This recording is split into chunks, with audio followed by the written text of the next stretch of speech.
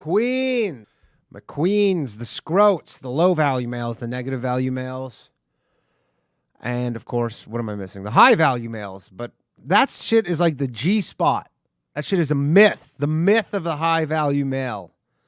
Does it exist? I'm not certain that there is such a thing as the myth of the high value male. Oops, always forget to do that. What up, everybody? Welcome to another low value streaming of the Female Dating Strategy podcast. Just want to make sure we're all working here. What's up to everybody? Is this running as it should be? I think so. I see some things. What's up? Sup? Thank you. Loving the background, someone says. All right. Well, we're gonna have a good little stream. I think we're at the halfway point, and so this is an interesting episode, and I wonder. We'll see. But so episode 30, we've now banged out 29, although again we've skipped a bunch of them.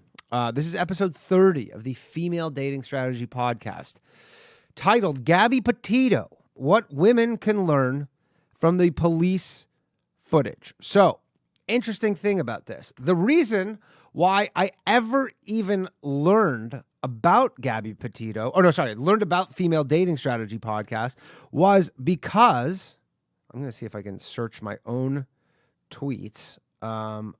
Because I can't do it. Sorry, I wish I would have prepared because I had here we go. So on September 22nd, 2021, I tweeted, Gabby Petito just reached 1 million followers on Instagram. So I think she had been found dead at this point. So I said, Gabby Petito just reached 1 million followers on Instagram. There are a lot of influencers who could stand to learn a thing or two from her.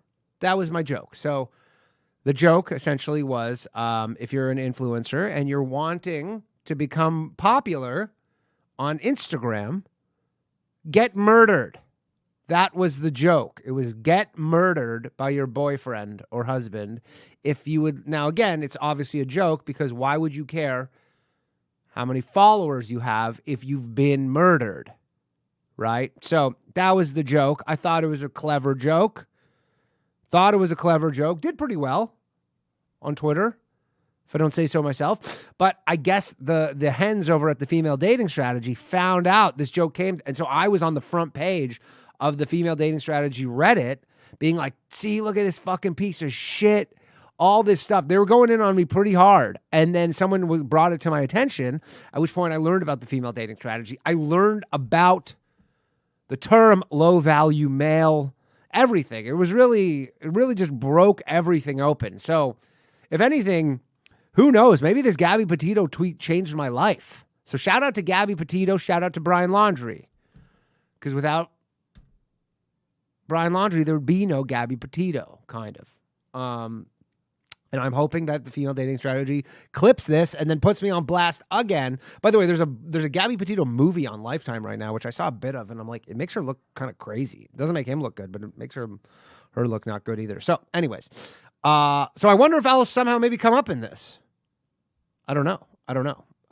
We'll see. And then again, as always, I want to say thank you to everybody who's supporting the streams, the patrons, patreon.com/lowvaluemale. You get a lot with it now for $5. And if you've been thinking about joining one of the, I don't know why people do this. Maybe they just get sick of my shit, but someone from the White Square Club just canceled. So there is a $1 membership right now. They come up occasionally, but it seems to be like there is one available right now. So if you want to go snag that, go ahead. Or join the YouTube channel. You get all these emojis and all sorts of nonsense, But as always, once we hit 100 likes on the stream, I will give away a channel membership for the scrotes package. The scrotes package, that's a weird term. But it's just basically you get access to the Low Value Mail after show on Tuesday. You get audio uploads. Actually, no, you don't, because that's on Patreon. So I don't know how to combine the two. It's too complicated. But Discord stuff, whatever. You know what it is. All right. Without further ado, let's get to 100 likes. I'll give away one of these memberships, but let's get started. Episode 30 of the Female Dating Strategy podcast, Gabby Petito. What women can learn from the police footage. Let's go, Queens.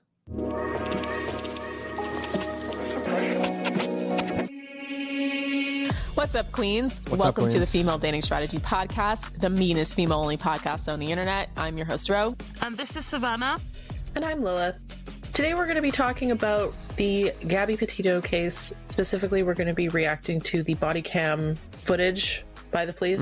For those of you sounds who've been boring. following this case on social media, I'm sure a lot of people are already familiar with this case, but we're going to do a bit of a rundown of the details of the case just for those who are not so familiar. Yeah, and bring it into a broader discussion about how to protect yourself against men like this. About protect yourself against getting murdered. And also the red flags to look for. We're going to be breaking down some of the red flags in the police body cam footage. So a bit of a background on Gabby Petito. Her and her boyfriend, Brian. Sorry, we're not on. We're on normal speed. I apologize for doing that to any of you. And Laundry One and a have quarter, been baby. dating for a Double few years. speed's too much. And they had started a van life YouTube channel, and anybody that follows social media, the van life vloggers really took off in the past couple of years, maybe 3-4 years. And it's basically where a solo person, but often a couple, sell all their worldly possessions and then travel the country in a souped out Traveling the country, arguing in a van. Van life, everybody. van. So they are essentially travel vloggers. So it's a pretty popular genre of YouTube videos as well as on Instagram. I think we all dream of, being able to travel and being able to see, all the wonderful things that life has to offer. Yeah, but do we all dream of doing it in a van? I feel like that would be fun for a little bit. I'd get tired. A big part of it is minimalism. There's always some part in the video where they describe how they're so much better off not having all of the things that used to tie them down. They've learned that they can live and be I mean, we say that we're listening to this. They're both dead now. live anywhere and be anyone. It's fairly lucrative for a lot of the early adopters, I think. Yeah, there's some of them. I mean, they have millions of followers and they do take a lot of really cool pictures. So that's the background in which the world is introduced to Gabby So we're definitely not roasting a van life. and Brian Laundry prior to Gabby's disappearance. And then the larger world was introduced to them, obviously, after her now confirmed homicide. So July 2nd, the couple left Florida to travel through Colorado and Utah. August 12th, August 12th is a big date. That's the date that Gabby Petito and Brian. By the way, chicks love it when other chicks get murdered. They just, I don't know, there's something about women and murder that... Landry were stopped by Moab police in Moab, Utah. They received a 911 call saying that a male was seen hitting or slapping a female.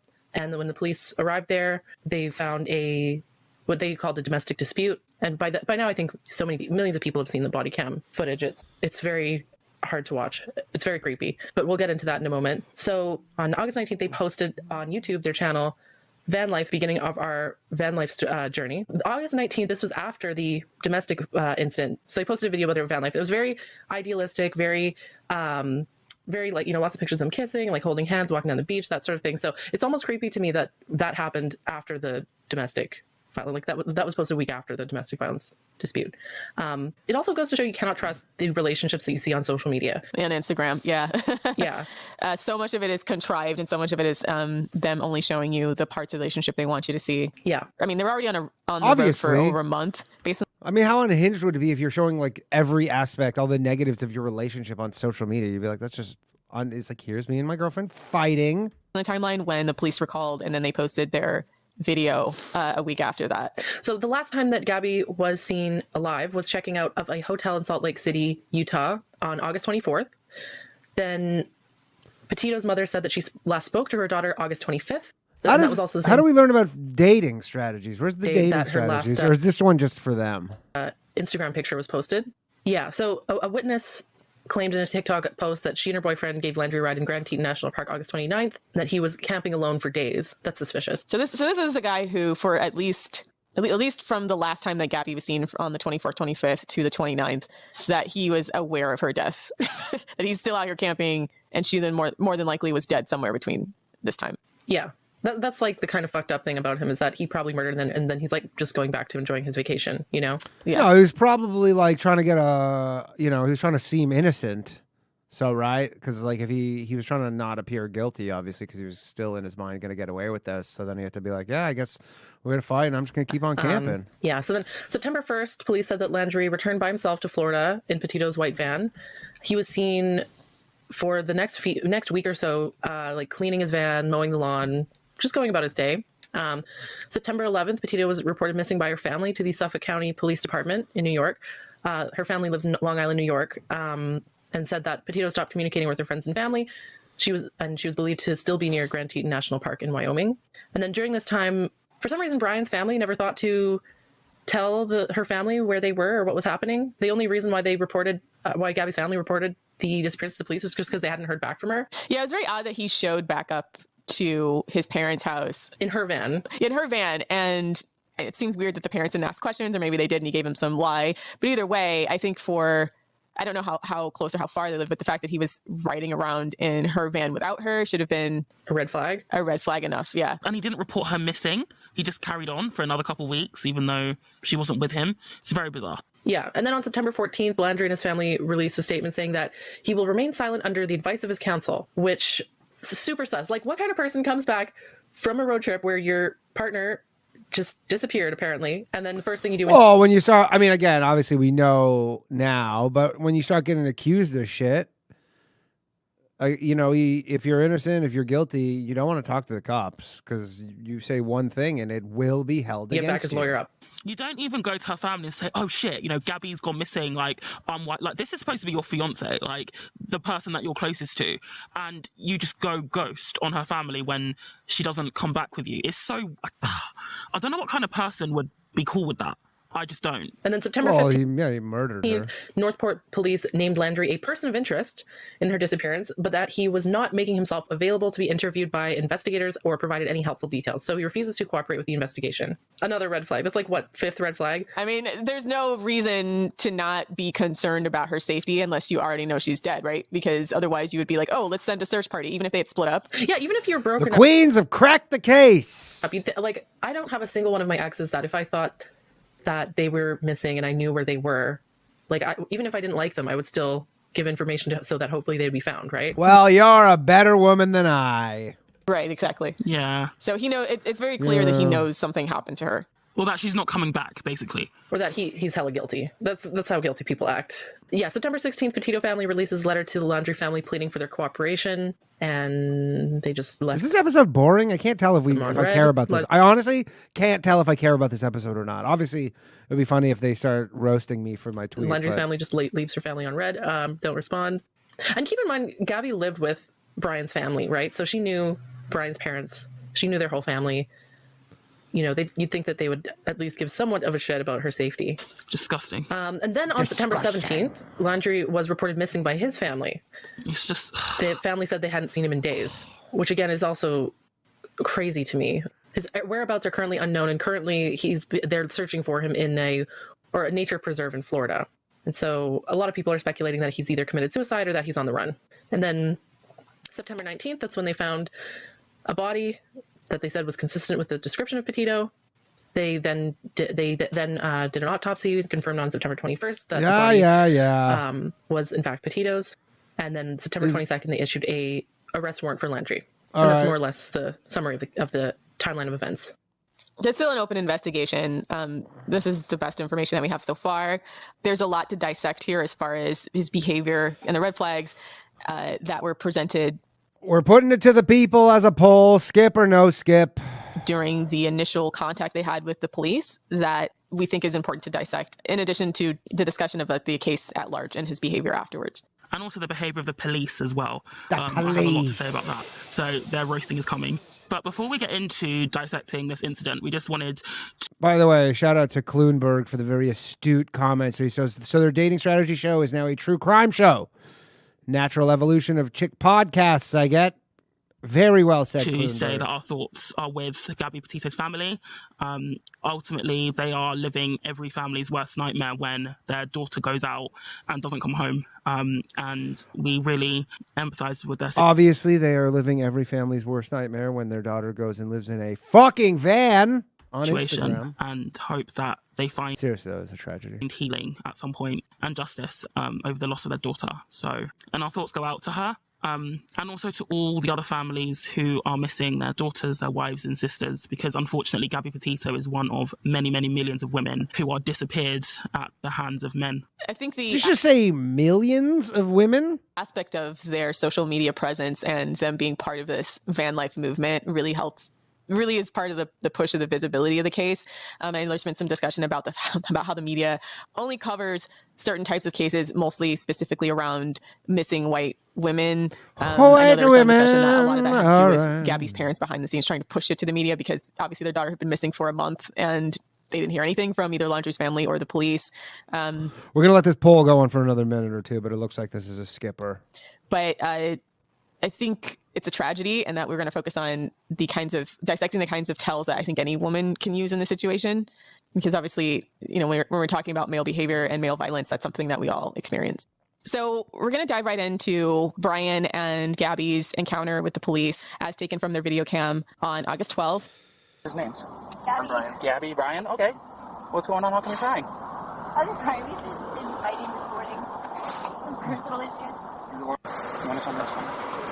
Yeah, I don't know. It's just some days I have really bad OCD, and I was just cleaning and straightening up the back of the van before, and I was apologizing to him and saying, I'm sorry that I'm so mean, because sometimes I have OCD and sometimes I just get really frustrated. Not like mean towards him. I just I guess my vibe is like I'm in a bad mood. And I was just saying, I'm sorry if I'm in a bad mood. I've just been really stressed. I had so much work I was doing on my computer this morning. What do you do for a living? I used to work at an organic juice bar, but I just... All right, this is unlistenable. All right, that's a skipper, everybody. I'll go listen to this episode at some point and see if I get brought up. Who knows? All right. Well, that was episode 30 of the Female Dating Strategy Podcast. On to episode 31 of the Female Dating Strategy Podcast, which, you know what? This might also be a stinker, too. I got bad news. So I think Ro wanted to branch off and get a different podcast. So she started her own podcast called the Female Political Strategy Podcast. What's up, Queens? So I think... And this is episode 31. And also, really annoying, they stopped numbering them at some point. They decided they're not numbering them, really. So sometimes they're numbered, sometimes they're not. But so, all right, we're on to episode 31 of the Female Dating Strategy Podcast, which is a spin-off podcast, which now has its own podcast. I know this, but this is technically under the umbrella of Female Dating Strategy Podcast specifically. So this might be a skip too. Female Political Strategy. We're coming for you featuring Elle, episode 31. And again, the more we skip, the better off we are, right? It's your host, Ro.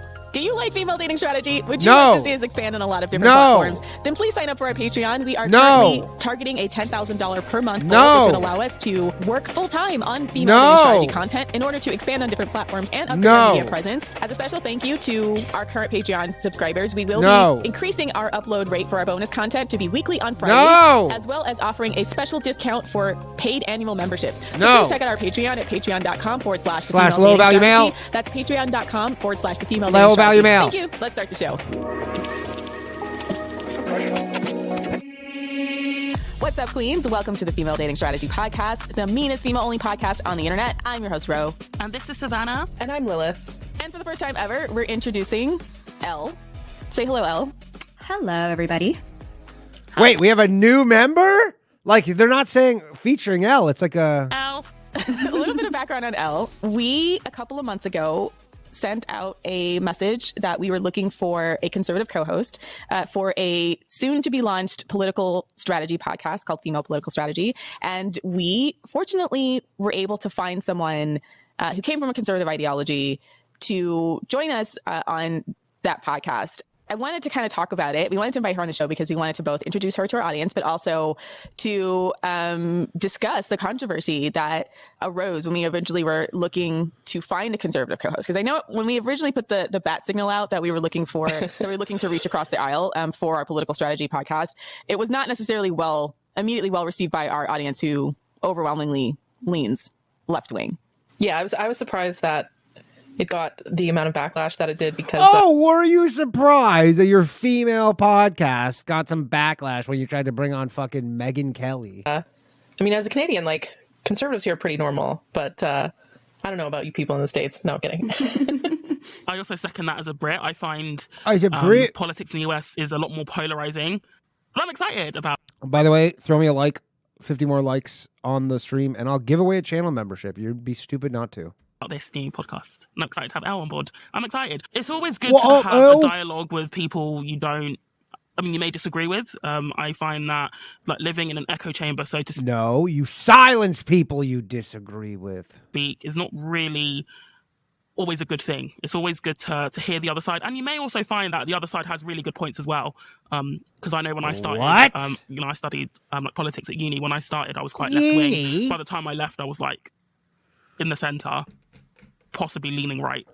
so, so yeah, opinions can change as well. So your viewpoint might change as well. So I just implore you all just to keep an open mind and Shout out to people who are able to change their opinions. It is actually a sign of a smart person. So welcome Elle.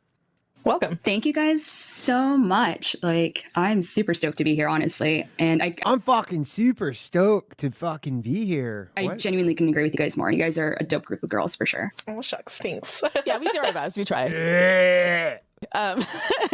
So I wanted to introduce you by talking about your journey to FDS. Like, how did you find FDS? What about FDS appealed to you? Just to kind of introduce you to our audience, but also like show that the idea behind FDS is that it should hopefully work for women, and we can hopefully find enough commonalities with women who come from varying backgrounds, who come from varying political schools of thought, united against our struggle together against The struggle of Scrotery. The struggle of Scrotery. Our struggle against Scrotery. Yeah, our struggle against Scrotery, and that the struggle against Scrotery is multifaceted, and that if you don't talk to women who come from more conservative backgrounds than and considering that a large percentage of women vote conservative, and a lot of women who vote conservative who do consider themselves female first, and who would also consider themselves more or less feminist, even if they're not feminist in the traditional liberal feminist sense, that without having that conversation with women like that and understanding their needs and the kinds of things that they value, then you're only getting part of the conversation. So I kind of wanted to kick that off by asking you to discuss your journey to FDS and why FDS ended up appealing to you as The a conservative. Scrotery! For sure. No, thank you so much for this opportunity, because I genuinely couldn't agree more that, especially here in the US, conversations with those of other leanings has become not only polarized, it's a minefield now. And just within the last last two election cycles, I have just straight up waited until like the third or fourth meeting of somebody to discuss it as if though, it's like sex. Now it's another intimate topic I just don't get into with everyone. But here I am sharing my intimate parts with the world. So, hey, Welcome. Thank you. Yeah, it's good to be out. So I guess I just wanted to start with a quote that I heard when I was younger. And it was, if you're young and not a liberal, you have no heart. And if you're an adult and not a conservative, you have no brain. Where's that quote from? That's interesting. I have no idea. Some old white dude probably said it. Okay. Oh, some old white you So bird. I'll actually find a source for you and get that back to you. But it made absolutely no sense at the time. I was from the bluest of bluest towns. We had one conservative in my high school, in my grade school growing up. We had the most diverse town ever. We had 100 and some odd countries represented at just my high school. So I grew up in a blue container, and I don't know if you wanted me to get into my conservative background first, but I think it's relevant because it kind of leads into how I found FDS. Is this a skip too? Fuck are they doing? But I was diehard feminist. At one point, I identified as a conscientious objector, and I don't know what shifted. I think it had to do with a scrote at some point in my life, but I found out about the military, Blame the scrotes. And I was poor, and student loans in the US are kind of like standard issue if you want to make it in life. So I realized I didn't want student loans. School is very expensive, and I, as an immigrant, wanted to serve my country. So I wound up joining the military and went from the bluest little dot in, the west of Mississippi to a fairly conservative place. And I'd never met a conservative before, honestly. Like, we had one guy in high school whose dad listened to Rush Limbaugh, and we thought he was Republican, and everybody hated him for being practically KKK. And Yep. to I'm surrounded by people with like master's degrees and like all their teeth in their mouth and able to speak with proper grammar. Wow, you're conservative and you have all of your teeth? I actually may have said something along those lines. Oh, that's funny. I shit you not. So I was a hot mess. What am I doing? what am I doing? I was like, but you're a racist. Like, I was like, but you're not racist, but you are. I don't understand. Why are you a Republican? And it was a great dialogue back and forth. But a lot of what, led me to the conservative side of the house was the fact that I grew up Muslim. That's really the heart of it. I grew up Muslim. I'm an immigrant. I'm from the African continent without getting really too much into it. And the gender roles are very strict and very real. And so I find myself growing up with this very deeply ingrained construct of a woman's role in society and a man's role in society. And there's nothing really spiritual about it. It's very clearly dictated in the Quran, what a woman does and what a man does in the house, down to like how they pray, who stands behind who, how you walk, who makes decisions, legalities, if they're bearing witness. And so joining the military, surrounded by men, and having had a series of failed relationships, but having a liberal background, I decided maybe I got to try something different. And Based Muslim chick, huh? All right. maybe my view of gender dynamics as somebody who grew up in a Western world is not right. And maybe I need to like kind of hone in on my roots. And that's kind of when I looked for, female submission, because it's huge in the Quran. But I wasn't religious, so I kind of just looked it up on Reddit. And this is like mid 2010s, and I found Red Pill. And it was like, oh God, men need to be the leaders of the house, and women need to All right, I don't think we're skipping this one. Sorry. kind if of you voted to understand the skip way it. men think. And so I really just dove deep into that. You grew up Muslim, so were your parents more conservative? Yeah. So growing up Muslim, it's interesting because you have your values, right? And then you have your party affiliation here in the US. And again, I'm from the African continent, so by US standards, I'm Black. And you're kind of just told what party you're affiliated with. So we came here and it was like, you're Black now, here's your party, you're a Democrat, run with, go with the wind. And so yes, we had conservative values at home, but we weren't Republican, we were Democrat. And that's fairly common actually here in the US amongst like diaspora communities actually. Right. Okay. So, but the way that you grew up, would you say that your parents kind of raised you to have more conservative values? And were you a liberal? Like when you voted Democrat, did you have liberal values? Was that like a sort of like rebellion against your parents? How did that work? So I'm actually a Gold Star Republican. I've never voted liberal in my life. Damn. Is that what that means? I didn't know that. Yeah. So the cognitive dissonance was not lost on me. I had conservative values, but yes, to answer your question, I did rebel against my Why do I have a feeling some people who are listening to this are going to be like, I'm going to go check out this chick's podcast. parents by adopting these very liberal views, which were actually more in line with Democratic values than Republican values were. But it was one of those things that you just compartmentalize, right? So you have your conservative religious values, but you vote Democrat despite the Democrat standing for everything that goes against your diaspora's values. So yeah, so socialism wrecked the country I'm from. So like a lot of these ideas that Democrats in Me too. general tend to posit, and now progressives really rub people from my part of the world the wrong way, but still adhere to voting Democrat because that's just the way things are. And when I was younger, I kind of just bought into it. It's like, I'm a Democrat. But then I came home with these ideas that like, I'm pro-gay marriage, I'm pro-abortion, I'm pro all of these things that were starkly not Islamic. And so you just kind of didn't pay attention to that part. You were just still a Democrat. But me being a conservative actually doesn't vibe. It doesn't piss off my parents and the older generation as much as it really pisses off like my peers that actually have you very don't liberal say. values. I think there's a difference between the liberal values voter and then the liberal voter who votes economically, right? Or the liberal voter who votes because they just don't feel that there is a place for them in conservatism, right? Meaning they feel racially or culturally ostracized or antagonized specifically by conservatives. So then they feel, okay, I have to be a liberal and fight against what is essentially sometimes like a racialized caste system or racialized fascism coming from the right. Yeah. But it doesn't mean that they don't, in a lot of respects, share some of their values. And you're starting to see, I think, a greater population of people of color and specifically a lot of Latinos who vote conservative, who are values voters. Like they have a lot of the conservative values in line, even if they... It's almost like people have their own brains and then they use them to vote in elections for candidates with their brains. 24 more likes, people. What are you doing? I'm trying to give away a goddamn channel membership. This dude, Black Cheez-Its, is losing his goddamn mind over this. Just help him out. economically might agree with liberals, or if they, even if they economically might agree with liberals, or if they're sort of not really invested in liberal values. Some of them are specifically against liberal values, especially if they come from cultures that have more conservative values that are informed by their traditional religious values. They come from more patriarchal type culture. So, I mean, that's not odd. Yeah. I have one question, because you mentioned that you weren't religious, but you're still conservative. And so a lot of people assume that if you're conservative must mean, you're a part of the religious right and so on. So how does that work being conservative but not religious? Sorry if that's a dumb question. No, that's a great question because that was actually going to be my next Tell us about 9/11. point. Morality wasn't really a part of politics until Reagan era Christian right. Say no to drugs and bring morality back to America, bring God back to America. And then, you had that little stint in the 50s where One Nation Under God was added to the Pledge of Allegiance.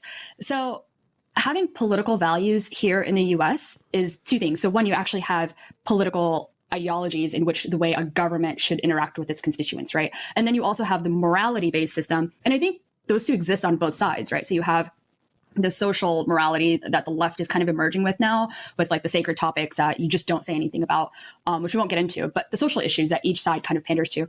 But at its core and at its essence, though, political values and moral values are really not the same thing. And I think in the US, we kind of shifted away from that because morality gets ratings. And then you have that moral high ground of saying, well, you're wrong because Jesus, or you're wrong because equality, you're wrong because X, Y, and Z. And then now you've kind of taken facts out of the conversation and you've inserted this high ground that you really can't argue with. Like, what are you going to do? Call up Jesus, have him show up? Third Easter? I don't know. So that's kind of it. So no, you don't have to be Christian to be conservative. But yes, you do find yourself at a party with a lot of Christians when you are a conservative, and vice versa. Like, it seems like everybody's scrambling to find the moral high ground, right? Where they feel that their personal values should shape government, right? So I'm not one of those people that thinks that like your moral values are completely devoid from the way that we govern. Clearly, when we pass legislation, it's because we believe in some kind of principle to uphold. The question is always like, whose principles do we uphold and decide are the moral high ground, right?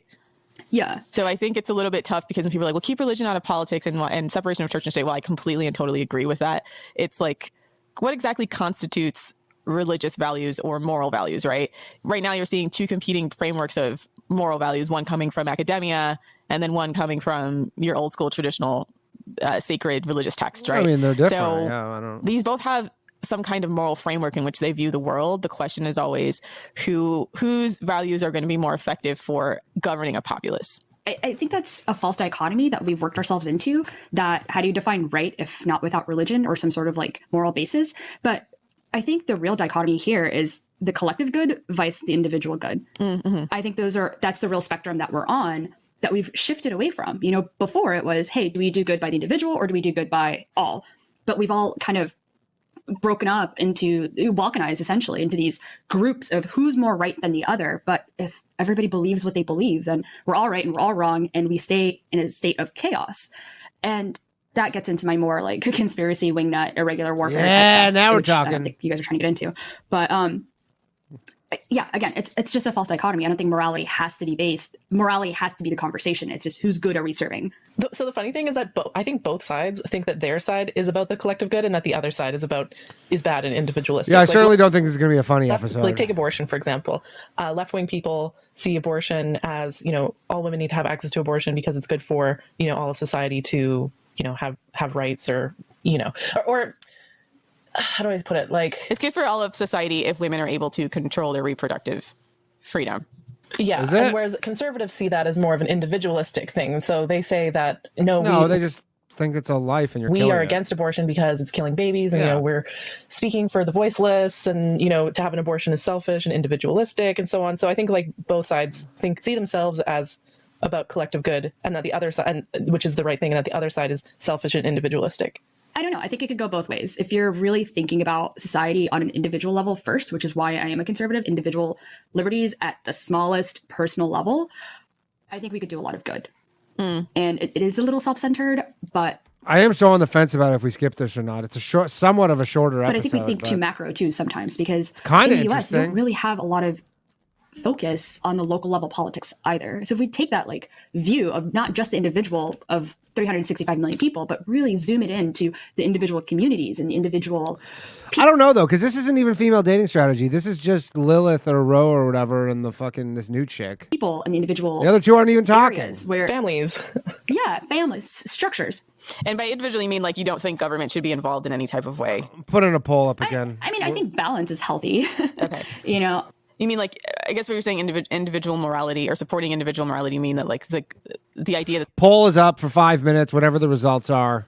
The government should not be involved in regulating morality? I think we should deregulate as much as possible to protect individual structures. So it's not just individuals, people, right? I think we conflate individual to just mean individual human beings, but no, we're talking about individual structures too, like family structures, small businesses that aren't giant corporations. This is a fucking So basically, snooze. I'm sorry.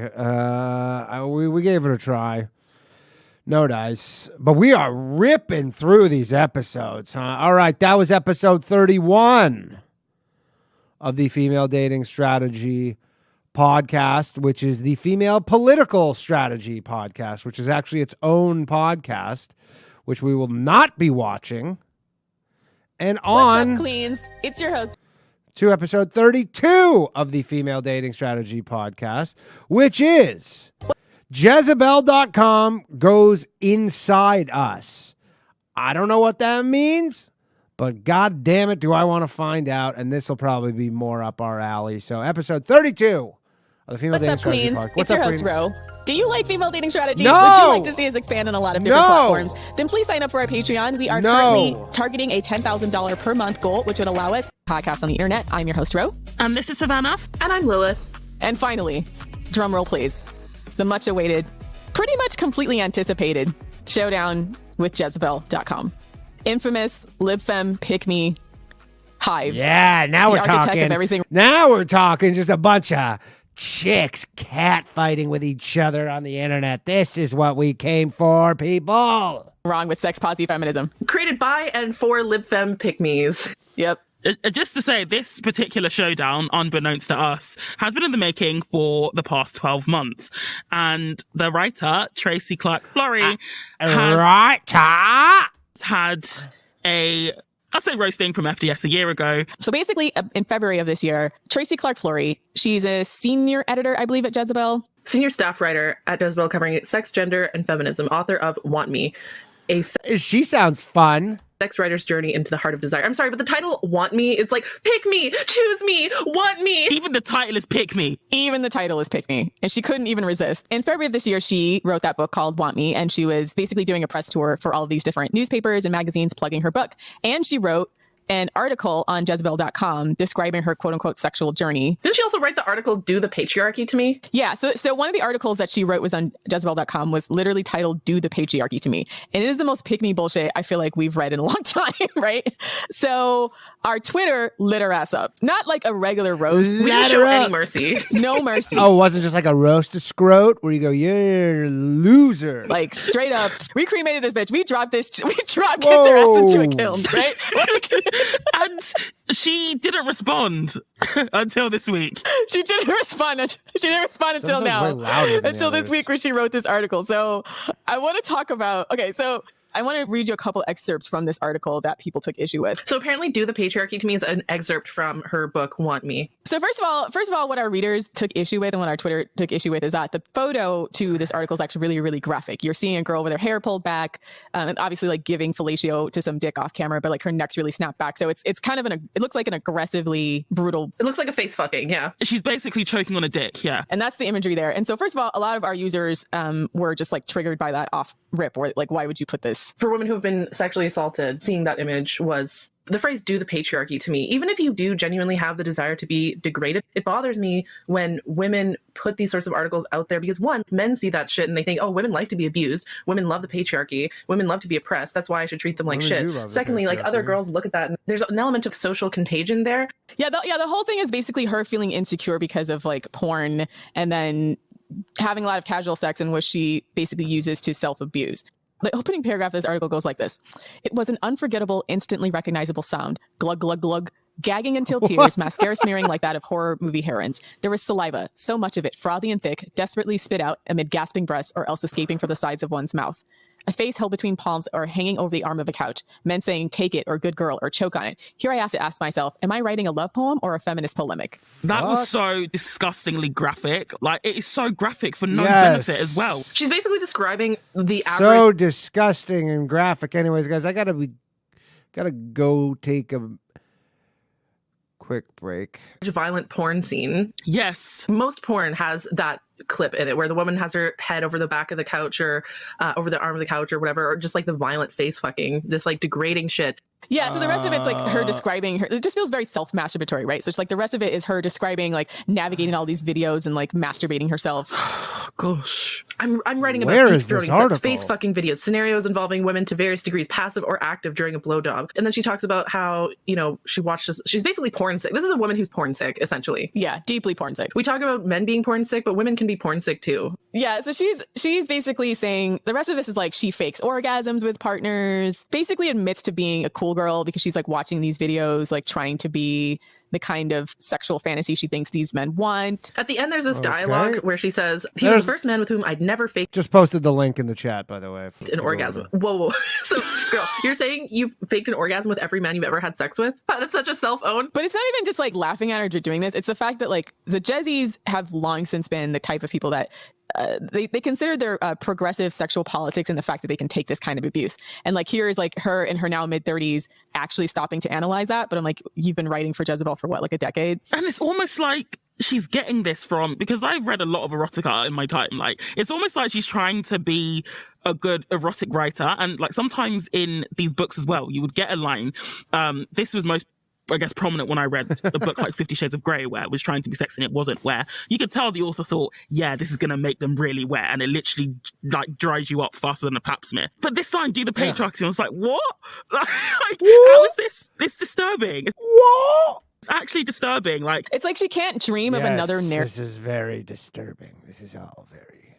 narrative for her sexual experience that Very she like has to. disturbing. It's almost like she voluntarily and then happily frames all of her sexual experiences through the male gaze. and also, but trying to link it to feminism as well when it's clearly not. It's very disturbing. Yeah, I get the sense of a woman who's like really, really internalized a lot of the porn culture narratives. Doing like very specific porn-induced acts that probably weren't part of the national conversation until porn really blew up, right? Like, so you know that this is at least at least partially culturally influenced. And if you criticize it all, they'll be like, you're sex negative or you're not feminist. Yeah, exactly. So they're reflexively antagonistic towards anybody that might say like, hey sis, you might be a little bit porn sick. Yeah, you might want to examine like your problematic relationships. And she even describes a scenario where like, so she has one part of this article or another article of the review of her book where she says after her mother was diagnosed with cancer, Clark Fleury asked one man to choke her so aggressively he left bruises. She even slept with her favorite male porn star, recreating an act she'd seen him perform with women, the ultimate representation of men's desire, quote unquote, that made her vomit. So she literally is like vomiting. She's having such rough sex. Like she's self-abusing through sex. So some people can react differently to traumatic news. Oh, was this the chick that banged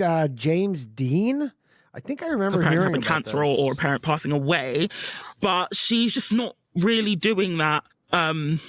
Yeah, she's not really connecting the dots, and I just think it's quite irresponsible to make it so graphic when it was clearly quite a traumatic This is what experience for the her, women because want. it's almost as if she's bragging about the experience while simultaneously saying that, I mean, not even simultaneously saying that it came from quite a dark place as well. She's pornifying us, right? She's exposing us to more porn when she talks about this. So there's like a sensational, there's almost like a creepy grooming aspect to it, right? Rather than like describing what happened, doing the critical analysis. I think a lot of people would take a step further, especially radical feminists, and saying like, okay, here's where these images came from. Here's the responsibility I have to myself or the responsibility I have to either womankind as a whole, but also like critical analysis of how this affects us as a sex class. None of that's here. She just basically settles on like, I want my husband to do the patriarchy to me. I'm sorry, but you can say that this behavior is possibly feminist, but you weren't thinking of Simone de Beauvoir or Andrea Dworkin when you were going out and shagging these men.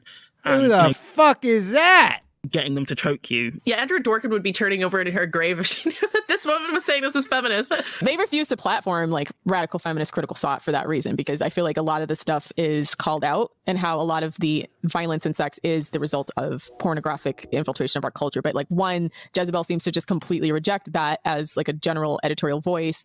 And then two, there's no resolution to this other than like, she doesn't want to actually do any type of reflexive analysis of how this is affecting all of us, really. It's just like, look at me. Somehow they could make this just not interesting. Look at me. I'm so cool. Yeah, she doesn't think about how other women reading her articles, or even men reading her articles, she doesn't think about the impact of that writing on women. I mean, she's team patriarchy. She's literally saying she's team patriarchy. Yeah, she's team patriarchy. Shout out to the patriarchy. We love you, patriarchy. But she's like just bombarding us with like her pornographic iterations. Like it just comes across very. I mean, like, she was in a porn, I think. This chick specifically, she's, you know, she's a liberal, she's a feminist, and all this stuff is so self-masturbatory, empowering. the entire article, right? And I think people don't like being part of her public self-masturbation with absolutely like, you know what I'm saying? Yeah. It feels like icky to read this shit. It feels like an exhibitionist fetish, right? You know, some people like they want to have sex in public or whatever because they get off on like people seeing them stuff. This feels like I'm being part of her sexual fantasy against my consent. Like I'm reading this article about her talking about her fucked up sex life, and she's like, I just feel like I'm being part of this article against my consent. So then don't read the article. part of the fetish for her. But anyways, Even the Jezzies are tearing her up in the comments for like the complete disregard for the graphicness of the imagery as well as the prose that she writes in here. Meaning like in the comments, they're like, we find this really triggering. Some of this is getting like giving her PTSD vibes. And she's like, it's graphic, it's bad. And I've been unable to escape it on this site. Meaning like Jezebel has just decided to kind of aggressively groom their audience with. I mean, their opinion is this article's bad, but in my opinion, this is probably going to be the only Jezebel article I'll ever read in my life from beginning to end. So that's something. Graphic sexual violence. So anyway, so that's the context in which we started dragging Tracy Clark Flory on Twitter. So fuck, I remember reading Jezebel when I was in my like late teens, early 20s. I remember when I used to agree with some of this shit. I'm like cringing at my past self. Jezebel used to be relevant for young women anyways. It's not anymore. Yeah, it's not anymore. And I feel like a big part of it is because of shit like this. I guess the clickbaity shock value sex, right? Rather than charting a path forward for enjoyable sex for women, it's like every single writer there was just talking about like their never ending trauma and journey to being a pick-me while pretending to be a feminist, right? They never did. They like never did the step they needed to do to actually become empowered. So on to the hit piece that she wrote. Bearing in mind, right, I knew this was going to be a steaming pile of crap because I was surprised to see it on Twitter that she'd written an article about FDS. She hadn't approached us or any of the mod team as far as we're aware. So she was basically getting all her information from the subreddit alone. Not even from the subreddit. loud? She quotes in like the second paragraph, people who hate us. She quotes Dominique Sisley as though she's a fucking source. Dominic Sisley? Where the hell was I for a quote?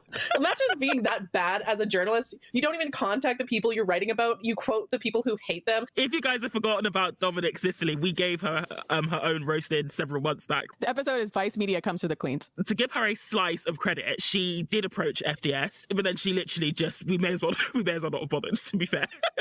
Yeah, she already wrote the article she was going to write and then was just looking for some kind of quote to validate. She may as well not have bothered. Yeah, whatever she was going to say. But again, this is not like this is not a legitimate piece of journalism where they talk about both sides and like that and try to give a balanced view of the issue. I mean, she says in the middle of the article, we'll talk about it later, where she's like, FDS has previously criticized me, blah blah blah. So she buries it in the middle of the article, but it's very clear that this is just getting back at us for dragging her pick-me ass her stupid book on Twitter, right? So yeah, and to be clear about this, she even says point blank, Ladies, can't we all just get along? in one of the interviews she does to plug her See how the patriarchy's so successful at just tearing these chicks apart and making them fight against each other? Honestly, the patriarchy's so sick. book that like as a young middle class hetero cis woman, she was often plucked to wade into the culture wars, defending so-called hookup culture as empowering and enthralling. Clark Flory plumbed her own experience as evidence, but as she writes, I swarmed with contradiction. I was a bona fide sex writer who sang the feminist gospel of sexual pleasure, but my personal life made me feel like an imposter. And that's just ultimately, she said she was sowing her wild oats, but rarely experiencing pleasure herself, as she was more consumed with playing out what she thought men wanted from her. So yeah, pick me. Like the entire book is like, this is why I was a gigantic pick me for a decade, right? So basically we dragged her for this because we're like, it was really, really irresponsible for you to have like one narrative that you were doing publicly and then a completely different narrative that was playing out behind the scenes. Not to mention just like, this is god-awful level pick me for anybody really, but it's especially pick me for a person who purports to be a feminist sex writer. I think like the saddest part is that I just wonder how many young women and girls really took in what she was saying and Hopefully a lot. decided, I'm going to do the same thing and ended up having like a horrible time. I think part of the reason why women... I mean, it's just part of the little experience of life, You learn, you suck a bunch of dicks. I mean, I know that's how my story is. Sexuality is often a secondary thought, is that we just don't have honest conversations. And the media is so powerful, especially like Lilith was saying, Jezebel can be quite popular amongst, young... Which media, Savannah? Which media? Which one? Say it. Women and... it used to be relevant for young women. It used to be relevant. I read these sorts of articles at a time where I would be dating porn sick guys and they'd be showing me porn about stuff that they want to do. And I would be like, and I'm ashamed to admit it because at the time I had I had a mentality that was not unlike Tracy Clark Flory, where I'm not thinking about what I want or what my pleasure is, but, I get off on being sexually appealing to the man, or I enjoy the crumbs of affection that he gives me, but it's that crumbs of affection when I do something fucking depraved for him is part of the grooming process, right? So we need to be able to have critical discussions about why is it that women enjoy sacrificing their own pleasure for the man? Like why Exactly. why Yeah, is it that so women. many women are not having orgasms but are What doing up? deep throating or thinking that deep throating is hot? Is it because we actually enjoy it, or is it because that's what men demand of us and we think, oh, if we want men to like us, this is what we have to do? Exactly. But do we have to do it? That's the thing. FDS is saying, no, you don't have to do it. You don't have to do it. But it feels weird that like so many of the quote unquote feminist thought leaders or like the people who are given these large media platforms are just devastatingly bad pick-me's, right? Yeah, I had fucking low self-esteem when I was doing that. People who do this have low self-esteem. Yeah. By the way, shout out to all the ladies with low self-esteem. We love you. Right? Because you don't have a sense of internalized worth. If your worth comes from the attention that men give you, then yeah, you're going to be jumping through hoops trying to do the things that you get praised for. What's important is to have a high sense of self-esteem, and that way, if men get mad at you because you won't let them do anal, you won't give them a face fucking blowjob or whatever, if your self-esteem is high, you'll be like, okay, well, fuck you. Like, if you're mad at me because I won't do that for you, then you can go fuck yourself. Right. And you'll move on, and exactly. you won't feel like there's something wrong with you because you aren't interested in sexually degrading yourself. It's almost expected that women's sexuality is an extension of a man's sexuality. Like, men have that message, but, you know, women like Tracy Clark Flory, they also push that narrative as well. It's a trope at this point. There's so many of these books, and it's almost predictable and cliche. There's so many of these books of women who are like, I was a sex positive feminist, and I was a sex writer, and I was a relationship writer, and I was doing all this stuff publicly. And then it comes out like they're displaying one image in their 20s, and then they hit like 30 or so, and then they suddenly have this retrospective where they want to talk about how society made them do all that stuff, and then they have almost like this smug sense of like self-importance with this kind of. Yeah, well, it's just because you can't. What happens is you can't be that forever. So then they kind of reach a point. They go, oh. Thing. It's almost like this, I want to call it like white liberal porn, right? Like where you start from like this sex posy attitude. Is that a category on Pornhub? And then suddenly you want everyone to pay attention to you while you relearn the lessons of the same things that women or like other feminists have been saying for a long time that you ignored and didn't pay attention to. Yeah, that's the other thing is feminists have been saying this kind of shit. Like radical feminists have been criticizing sex posy culture for decades. And what bothers me is even when she goes on her Ho Redemption tour, they'll say the things that rad femmes have been saying all of this Ho Redemption tour is pretty funny. fucking time. Yeah, so I think we will at first want to just roast how bad like the actual writing is before we get into the content. Over to you, Lilith. Yeah, over to you, Lilith. So my first thought reading this article, so just some Roast background away. on me and my perspective on this article is that in university I used to be a peer mentor. Our university had a program for freshmen who couldn't afford to hire a private tutor, where you could go to the library, there's a student learning center, you can find volunteers who then help you, improve your papers, right? So that's what I did. I volunteered coaching freshmen how to improve their college level writing. And one of the things that I see all the time in unsophisticated or, high school level writing is what's called Oh, shots fired, by the way, saying that this is high school level writing. This woman writes for Jezebel, I will have you know, to say that that's high school level writing. That's at least first year of college. So I always tell my mentees, never float a quote. If you have a quote, you can't just like throw it in there randomly and expect the reader to understand why you put that quote in there. You have to engage with the quote. The purpose of having a quote should be to analyze it. I love how they're trying to critically be like, you know what?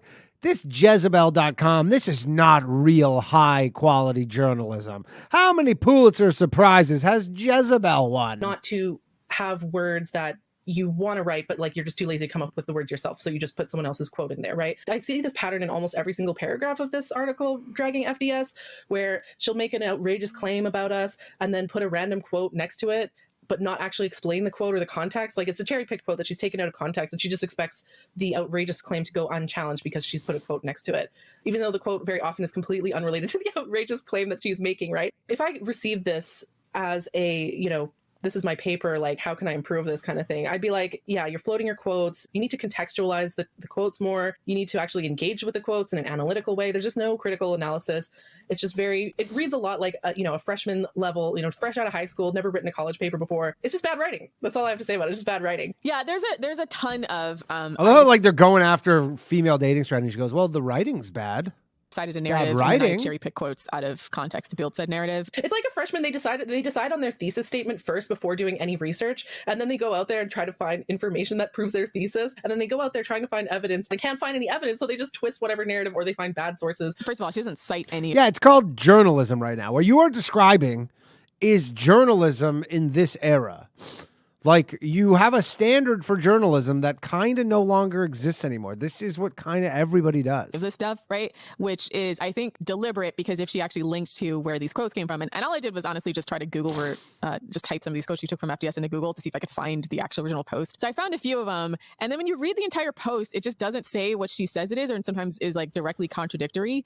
And so it definitely seems. By the way, 15 more likes, and I'll give away another channel membership to a potential new scrote. Like she didn't understand the community whatsoever. She doesn't understand FDS. It looks like she had a very cursory understanding of it, decided to frame it as like an ancillary to Red Pill because that's literally the laziest way to do it. That's how everybody kind of does. And we are very upset at the disrespect, to be honest. We're not red pilled. We're female incels, God damn it. We are fucking anti-red pill. We're counter. I don't know about that. These chicks are saying a lot of the same shit that you hear Andrew Tate say. We're counter red pill, okay? And also, I feel like disrespectful to our work and our thought, right? Why do we have to always be framed in the context of men? They won't do the work of understanding the community to get the nuance going. They just want the clickbaity headline, and because they know it's easier. It's fucking Jezebel. Yeah, they want clickbait headline.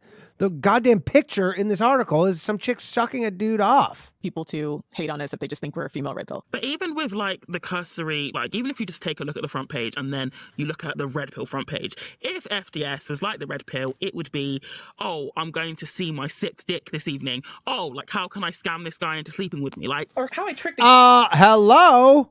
How can I? I think that is a lot of the how can I scam this guy into sleeping with me? No, claiming paternity for a child that wasn't his. I mean, maybe not quite scam, but if FDS was like the red pill or the manosphere, that's the sort of shit we'd be saying. But we don't say that because we don't even. Do you know what I mean? Like, we don't even want the same outcomes at all. We're not pickup artists. We're put 'em back artists. Yeah, put 'em down artists. Yeah. Boo. Put their ass back. And breaking up with someone is not fucking manipulation. I got DMs all the time from like scrotes and pick me saying that walking away at the first sign of disrespect and being willing to break up with someone is manipulating their abandonment issues. And I'm like, fuck off. Okay, I'm sorry. You are allowed to break up with anyone obviously it's different if you're like, if you don't do this, then I'm going to break up with you. That's giving someone an ultimatum. Obviously that's not okay. But if someone does something that you don't like and you just end the relationship with that person, that's just consequences. Free choice in America and Canada and UK. That's just free choice. Dems the brakes, guys. I thought these people were all about choosy choice feminism, but Savannah with her laughing at her shitty jokes. Apparently choosing not to do what men want is not an option to them. Well, we don't choose to do what men want. It's a problem for men, but also feminists, apparently. But yeah, anyway, she actually tries to frame this. Sounds like y'all are the wrong ones, don't it? We're being the pick-me's here. Yeah. So let's start with the first paragraph. So the title of the article is Inside Female Dating Strategy, the subreddit that teaches women to level up against scrotes and fuckboys. Founded in reaction to the red pill, it's an example of everything that can go wrong when, quote, keeping the enemy closer. Pick me story time. Female Dating Strategy wants to help women navigate the horrors of heterosexuality. The growing subreddit describes a dating landscape in which women are up against everything from sexual assault to reproductive control, the orgasm gap to the sexual double standard. Facts? Yeah, these are all legitimate problems that women are facing, so far so good. Correct. But for FDS, the prescription isn't political, but rather looks like something from a 1950s dating manual. Women should tailor their personalities and engineer their dating life in order to get what they want from men. So that's just, I mean... This is just slander now. This is literally slander. I'm literally saying the opposite. Oh, again, a slander. 1950s dating man would be like, make sure to get on your knees and take off your husband's boots the moment he walks through the door and like cook him a meal and stuff. Ladies, that is great advice. This is all great advice. Thanks, Queens. We appreciate you. FDS handbook. I honestly think... We gotta go out. Like, someone should start like a YouTube channel where it's like the FDS out of context and you just post shit like that. You might have gone to red pill women and just got us confused. Yeah. So also the comment about women should engineer their personalities and their dating life in order to get what they want from men. I'm not exactly sure what she's referring to, but we're talking, what FDS says is we say you should level up your self-esteem, be a high value woman, have high standards and high boundaries. I feel like saying, oh, you're engineering your personality to get a man, that's again peak Darvo. Like this is what you were doing all these years, right? Yeah, like loving Two yourself more likes. and liking yourself. Yeah, that's a good strategy. Yeah, like she was the one talking about giving blowjobs to men and thinking it was hot to be sexually servicing men. She's the one who's and what's wrong with that? Good for her. Tailoring herself for men. So yeah, it's just well, if that's what she likes, that's what she likes. I mean, I can see guys complaining about that. And the thing about it is she says the prescription isn't political. And this is a theme in the rest of the article where she says that we have no political interest, which is just false. But I'm also just wondering... hello, they just had a female political strategy episode. Last episode, sis, you how stupid do you idiot. expect to govern men's sexuality, right? Like in a dating and sex sphere, it's like, are we supposed to confiscate Tinder from scrotes or ban scrotes from Hinge 2021? No. That's going to be... I'm going to run for office and that's going to be my platform. So let's continue. She said, in the parlance of the subreddit, women should avoid worthless scrotes and should always avoid slanging pussy to fuckboys. Fact. Yeah, I'm not feeling bad about any of this. Yeah, I'm not ashamed of that. Anyways, Yeah. she says women should also maximize their looks. Your beauty, confidence, good company is a commodity, and you can get anything from men that crave just that, writes one FDS poster. That's Men do kinda anything true. and everything to gain attention from women. So this is an example of floating a quote. She says, she's trying to imply that FDS is like lookist and that we tell women that you should look really hot for a man. That's what she's implying. That's the outrageous claim. And she's you making. And then the quote should. she chooses is your beauty, confidence, and company. Like 2 of those 3 things are not look related. Beauty, confidence, and good company. The other thing is it takes the quote out of context. The context of this quote isn't saying you need to looks max. It's saying that you have worth as a woman. Men want you to be around you because of just the way that you are as a woman, and you need to understand your power and leverage that. So, men will do anything to get attention from women. By the way, I just realized I could probably add more scrote emojis. It's not so like it has nothing to do with looks maxing. Yeah, it's just discussing the kinds of things that they value. This is a currency that men, tend to traffic in. And let's not be delusional. Men do care about looks. So we're not telling women to get breast implants and dye your hair blonde and like get fucking fillers and shit. Like you won't see. But that's the thing. Like when she says women should maximize their looks, she's implying that that's the sort of advice that we would give. But the closest thing that she could get was your beauty, confidence, and good company. 2 of those things are not look related. So anyways, founded in 2019, they're not FDS not has look related. to the broader manosphere, the collection of online communities united in feminist backlash. Even the description of the subreddit has shades of the manosphere. Quote, we focus It on is true, effective though. dating strategies for women who want to take control of their dating lives, end quote. It reads. Compare that to the notoriously misogynistic The Red Pill subreddit, quote, discussion of sexual strategy in a culture increasingly lacking a positive identity for men. See, they're not even the same thing. Like, we're talking about dating. Whoa, you're getting a little worked up there, Savannah. You look kind of ugly when you get angry. They're talking about sexual strategy. I mean, sexual strategy is part of dating, but the red pill is like literally only referring to that. They're not talking about dating. They're talking about sex. They're not the same thing. I mean, she pulled those quotes because they both contain the word strategy, but she doesn't take into account what the end goal is and what the strategies actually are. So FDS, the strategy is to avoid abuse or to avoid being exploited or experiencing bad treatment from men. We talk about who want to take control of their dating lives because a lot of women feel like they have no control in their dating life because we live in a patriarchal world where women generally don't have as much power as men. And so we're a strategy to help women feel more powerful in the dating world. And the red pill is more about like this quote, discussion of sexual strategy and culture increasingly lacking a positive identity for men. That's just PR for like, this is for men who want to just fuck a bunch of women. Like that's their goal. Their goal is to maintain the patriarchy. Our goal is to end the patriarchy. So literally the opposite goals. So Well, should we continue? then- As Madeline Holden at Mel observed, both communities are gender essentialists and see heterosexual relationships as the ultimate prize requiring ruthless strategizing and gaming. It's true. At FDS, we don't think heterosexual relationships are the ultimate prize. A happy life for a woman with or No, the ultimate prize of female dating strategy is dating on the carousel until you eventually die alone. without a man is But you die with your dignity. the ultimate prize. Yeah. By the way, I just checked. We're 4 memberships away from me unlocking 11 new emojis. Not that anybody, maybe some of you care, but anyways. Tell women all the We'll time get there pretty soon. We'll have 4 more that pretty soon. you should be happy single so that when you do eventually date, the man has to be really awesome in order for him to add value to that. And so one of the more important lessons with FDS is decentering men from your life. When you go into dating being desperate and like wanting a man at all costs, that causes you to engage in pick-me behavior. When you go into it thinking that, oh, I don't need a man, I don't need a relationship, it puts you in a much more powerful position. So You basically need to Yes, I mean, agreed. If you can, it's one of those negotiating strategies where we go, yeah, if you can walk away from the table completely, that's a strong negotiating position. But you might wind up.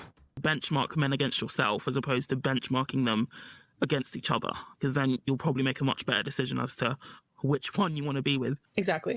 So Man, I wish I could have had a time machine. I could just go 30 years in the future just because we could see how these broads end up. yeah, ultimate prize at FDS is to be a high value woman and have a great life with or without a man. And she doesn't actually cite a source. Like, I was thinking when I was reading this, state your sources. Like, she's basically quoting somebody else who's got it wrong, and that's her source. Like, this would not fly in academia at all. Like, at all. Again, instead of she didn't even contact anyone from FDS. She didn't put a source on the subreddit. Yeah, again, it would be like writing a history of the Vikings, but then only quoting like the English monks who got raided by the Vikings. So, you're only choosing to platform the haters. Yeah.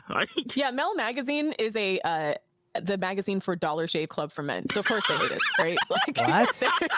Mel Magazine? they're a free magazine distributed by the Dollar Shave Club for men. So why you would look at their writers and think they were Is this true? I don't even know now. going to accurately assess who we are seems pretty insane. Yeah, it would be like writing a biography about Andrea Dworkin, but then only, instead of reading anything that Andrea Dworkin actually wrote, then only quoting the people who called her like a fat, ugly femcel or whatever, right? So, yeah, you're not going to get a complete narrative doing that. Anyways, we continue. Dominique Sicily advice pointed out that both rely on biological determinism and cliquish jargon, which again, like cliquish jargon, like every subreddit has in-group jargon, right? In-group shorthand, right? Like that's just the nature of Like scrotes, which we love, and low value males, and subreddit. Yeah, negative like all kinds value of groups have males. their own jargon to refer to whatever like industry or group it is. It doesn't mean that it's wrong. You don't see people saying, oh, like you have your own in-group jargon, just like the Red Pill. Like the Red Pill and FDS, we're not the only ones that have our own. I mean, I agree that is a pretty flimsy comparison. I mean, yeah, Jezebel has their own in-group jargon. They call everybody whores. Not and by a long stuff. shot. Let's just do a recap. So up until now, what we have in common with the Red Pill is we have the word strategy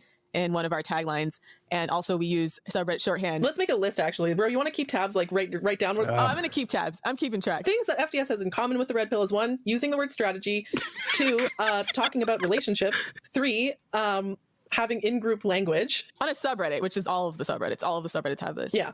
So the Manosphere, for example, has average frustrated chimps, or AFCs. That's fucking funny, though. Anyways, meaning men who aren't good with women, and their supposed opposite, the alpha male of the group, or AMOG. I'd never heard of that before this article, but that's I'm sorry that we had to be subjected. hilarious. Yeah. Incels are nothing if they're not funny, to be honest, sometimes. Like, sometimes the things that they go to, you gotta just... Savannah has maybe the worst laugh on the fucking planet. Mwah, chef's kiss for, like, the absolute self-owned, to be honest. So she continues. One of the primary aims of FDS is getting commitment from HVM Hold on a second. I think my ear's bleeding. on their own terms. Parentheses. FDS's disregard for certain types doesn't end with men. It also has little respect for women they call pygmishas, a woman in thrall of pygmy culture who will do anything for a man to pick them. Like Shout out to the Tracy. pygmies, by the way. Guys love a good pick me. I don't know. Do you have any commentary on that? Yeah, we want to date... Guys often are pick-me's too. That's the thing too. It's like it's not like there's just pick-me's and women. It's like there's men pick-me's, probably more men pick-me's than girl pick-me's. someone good. Yeah, we want a high quality partner. It's just like it's unbecoming of a woman to be a pick-me because it's a thing that more of like a guy does, I guess. But that's not like revolutionary. The thing about this is like it's just shorthand for you want to date someone who has value to you of some kind. Whenever people criticize this language, they never really criticize the idea behind it so much as they're just mad that we made a shorthand for it, which seems weird to me. Yeah. Again, it's the Hitler drank water too fallacy. Like I always do that whenever people make these kinds of comparisons. It's like, oh, do you drink water? You know who else drank water? Hitler. Therefore, you're just like Hitler. Like, you find whatever tangential connection between two things to say that they're the same. So anyways, these parallels are by design. FDS was started in I reaction can't believe we're finding out that Jezebel is not real hard-hitting journalism. to the notorious men's rights subreddit, the Red Makes me Pill. No, we sick. fucking were. We were started in reaction to bad dating advice on Reddit for women. A bunch of women suffering in the dating world, okay? It wasn't even like necessary for us to react to Red Pill because just the regular dating advice that was going on Reddit was really, really, really bad. It was influenced by the Red Pill. Yeah, and to be fair, Oh, so it was influenced by the red pill. The truth comes out. It only took Jezebel to expose them. some of that was influenced by the Red Pill, but some of that was just normal ass. They literally just Reddit went from, scopes. oh, it wasn't nothing to do with the red pill. And then within the same paragraph, they're like, yeah, I guess the red pill had something to do with writing it. terrible advice and being like, oh, your man's uninterested in you sexually. Have you tried watching porn and jerking off while he plays video games? But have you? Oh, he broke your dog's legs and choked you out the last time he was mad at you. Have you tried communicating? You might want to get a couples therapist for that, yeah. Rather than like fucking run, you know? Yeah, like insane things, dangerous things to women. That's what female dating strategy was created in response to. But the deepest similarity between FDS and the broader manosphere is more than winking. Even she says that so far there's very tangential connection. She's like, it's more than winking acronymic references and romantic strategizing. Both perceive the world as unjust only from a drastically different perspective, either tilting in women or in men's favor. I mean, yeah, we're talking about patriarchy. Is she really doing the whole like both sides have it bad thing? Well, so like the paragraph, she basically says that everything is Both just sides do have it bad. surface level. Everything she mentioned before is basically surface level. And now she's trying to say like our general ethos is the same. But I'm like, what? But all you're describing is patriarchy, right? I mean, she's basically, let me finish this paragraph. So in both cases, that unfairness, the rigged game of it all, is used to justify an unapologetically selfish approach that strategically controls and exploits other people. So a couple things to unpack there. One, We live in a patriarchy. Male supremacy is real. Shout out to the boys. And so by saying that FDS and the red pill are the same, like she's basically forgetting that misogyny exists. It's, again, this is supposed to be a feminist magazine, and this is where I kind of say, or like, I think they changed their tagline to a supposedly feminist website because people kept calling them on their bullshit so much. But this is kind of one of those things where, in her quest to kind of say, to basically both sides this argument, or just say that we just have so many parallels to the red pill, I feel like she ends up validating the red pill. Yeah, she's validating the red pill. And I guess I would love to hear her explain what she believes patriarchy is then. The idea behind patriarchy is that like men are at an advantage in society. And that doesn't exclude dating, sex, and relationships. In fact, like that's arguably that can be like the biggest place where patriarchy ends up playing out. Yeah. And then the second half, she says, the unfairness, the rigged game of it all is used to justify an unapologetically selfish approach that strategically controls and exploits other people. Here's the thing. FDS, we tell women how to spot red flags and then break up with him if he does this stuff. And yeah, yeah. Like we're not interested in red flags, like if he wants to go on a coffee date. Massive red low value flags. Men. We just don't want to be around them. And not to mention, it's pretty impossible. I love being around all you low value men, so I just want you to know that. I mean, unless you're like a next level sociopath, it's just impossible, and it's a waste of your time. It's a waste of your time and energy to try to game men that way. I mean, who cares? Like it's like getting blood out of a stone. Trying to exploit a low value man. There's nothing to exploit. They have nothing to provide to you. That's not true, boys. Don't listen to her. Don't listen to the mean woman. We all have things to give. Yeah. The reason why the red pill tries to exploit women is because they need things from us, which is validation, sex, and company. Mommy McBangme type shit. Yeah, like women actually provide things of value. All the things we describe that men value, they need those things from us more so than we necessarily get it from them until we've learned to live without it. Yeah. So. But the most annoying thing about this quote is that she's talking about like the tactics that the red pill uses, which are basically emotional abuse, like negging, dread game. There's a lot of red pill tactics that are dread game, basically just like straight up manipulation and emotional abuse, or even just straight up abuse. Like what we do is we just break up with men when they're being shitty. So I really think it's actually very fucked up to compare emotional abuse and to say that breaking up with your emotional abuser is just as bad as being emotional abusive. Right? That's basically what she's saying. She's like saying breaking up with someone who's emotionally abusing you is equally as bad as emotionally abusing someone, is pretty much the secret meaning behind that. Continuing on, these communities have a fundamental shared politics even as they stand in supposed opposition to one another. It's a neoliberal ideology of self-interest, individualism, personal responsibility, and political apathy. Quote, you really have to know what game you're playing. The game men have created and control, writes one poster. Pretending to be naive, stupid, or giving riffraff a chance against your instinctive better judgment only cements your position as a loser in this game. What's wrong with that? Once again, not sure where this quote is from. Again, this is an example of floating a quote where she makes the outrageous claim and then follows that up with a quote that's not related to the outrageous claim. So she's not providing any evidence to actually back up what she's saying. It's so you think she has evidence to back up what she's saying, basically, but she doesn't. Yeah, and the whole thing about that is like, again, we've been called neoliberals now. So I just want to be clear. What's the tally of things we've been called? We've been called fascists. We've been called leftists. We've been called conservatives. We've been called pretty much every single thing. What I find interesting is that she doesn't really present the only thing they haven't been called is right. Alternative to what she would call neoliberal ideology of self-interest, individual, personal responsibility, and political apathy. We're talking about sex and dating. But she takes our strategies of trying to survive it as tacit acceptance of it, or that survive dating. Shut the fuck up. Oh, how are we ever going to survive dating? You're not. You're going to die alone. This patriarchy, and that we think it's fine. No, it's just that you have to do a two-pronged strategy. Like you can't. You know, I just had the realization. What if female dating strategy? What if the podcast never ends? Like, what if they do it for another 10 years? Do I have to do this for another 10 years? Sweet God. You can't operate in a world in the future that doesn't exist. Of course, it'd be great if things were different, but it's going to take time to do that. And most of us are going to be dating and having relationships. So what are we going to do for women here and now while you have these lofty undetermined future goals? Everyone's talking about it, upending the patriarchy. First of all, when you're talking about political action, that takes a very long time. But secondly, when it comes to like your personal relationships, like that is individual. Like you have to set the standard. You have to create consequences within your dating and sexual space against not complying with basic decency or the standards that we set in a relationship. And so you have to be aware of the factors contributing to that so you know how to respond accordingly. And that's what makes FDS. So moving on. But in guarding against the red pill, FDS seems to have absorbed its basic values. So basically she's making the case that even though FDS tries to be anti-red pill or guard themselves against red pill, by keeping your enemy close, you become like your enemy, is basically the case that she's trying to make. So she continues on, the red pill delusionally believes we live in a world that benefits women to the detriment of men. Okay, she's finally addressing the whole gynocracy is shit kind of thing. So to the detriment of men, particularly when it comes to sex and relationships. This perceived injustice is rooted in evolutionary psychology, specifically the idea that women are biologically designed to sleep with alphas in the interest of securing good genes for their offspring while relying on sad beta providers. Additionally, says the red pill, feminism has emerged as a sexual strategy. Shout out to all the sad beta providers. Allowing women to reach the best position they can find to select mates, to determine when they want to switch mates, to locate the best DNA possible, and to garner the most resources they can individually achieve.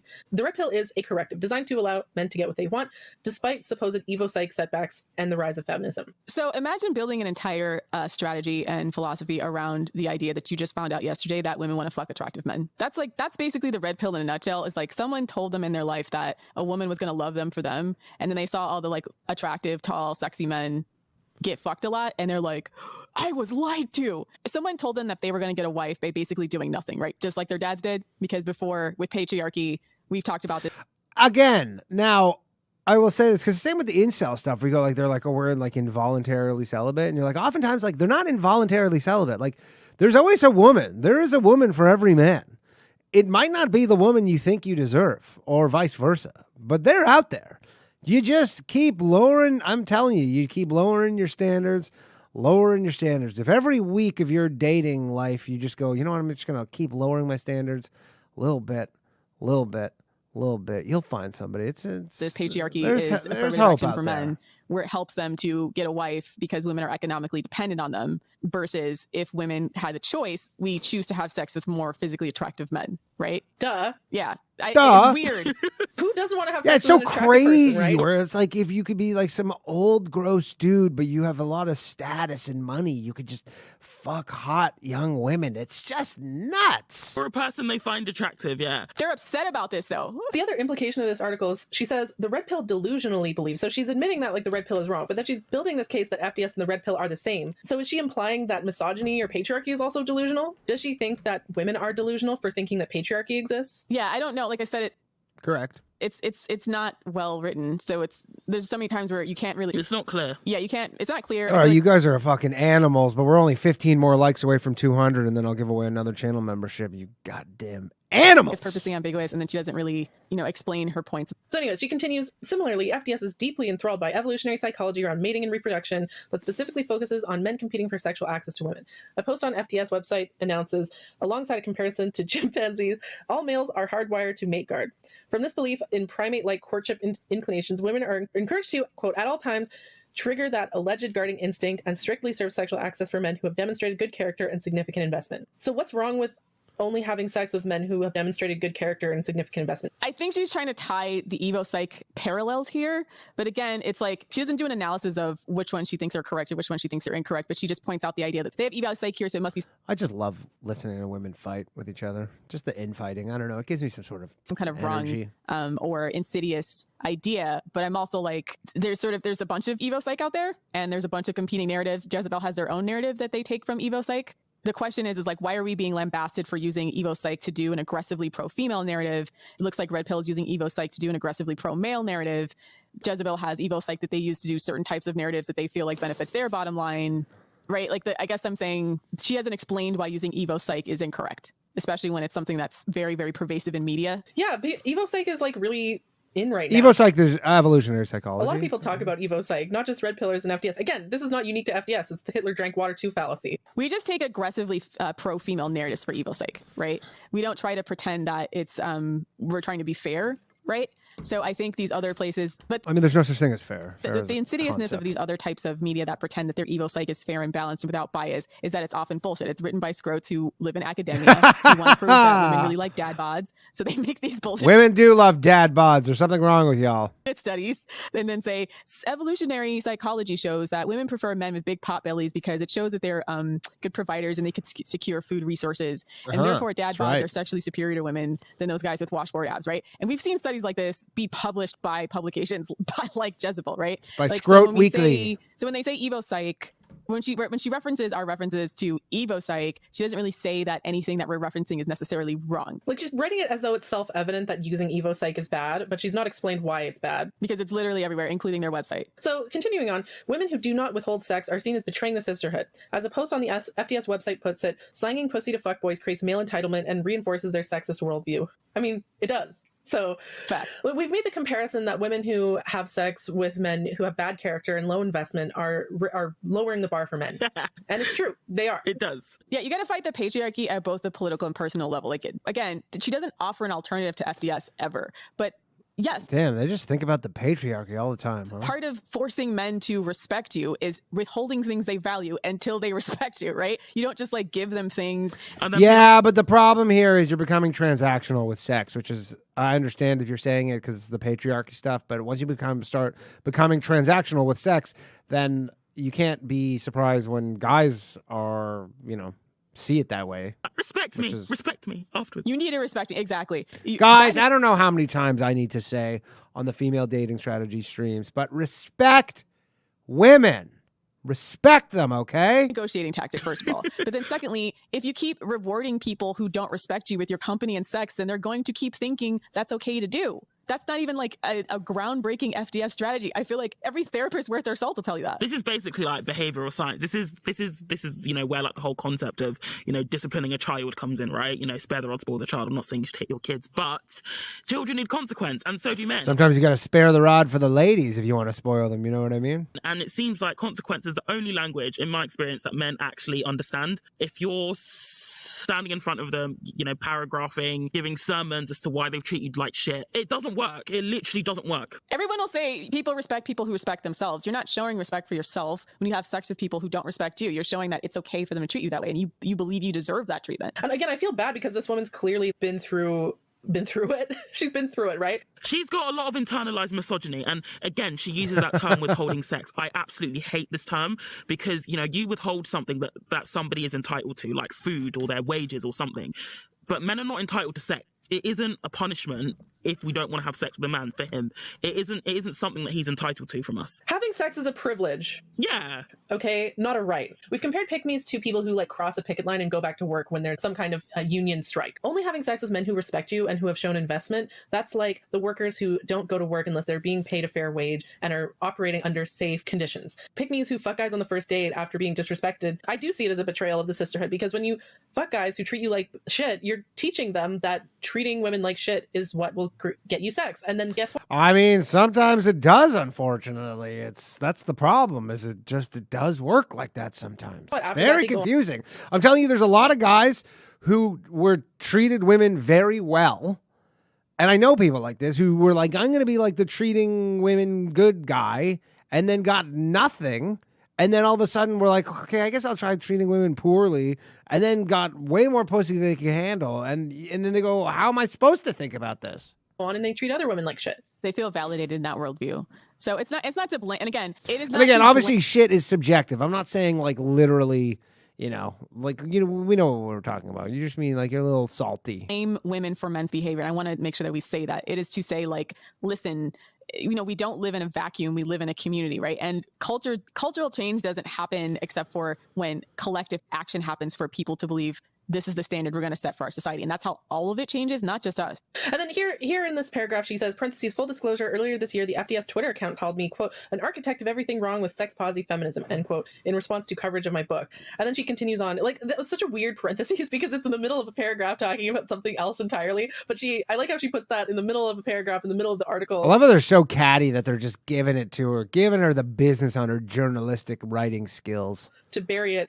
To be like, this is totally not like I don't have a vendetta. Oh, is this not MLA formatted? She's not an objective source, basically. Yeah, she's not a reliable narrator, let's just say. So she continues, withholding sex and generating mate competition is a key way for women to get what they want from men, whether it's money or marriage, says FDS. Sex work, however, is hatefully treated as abhorrent and shameful.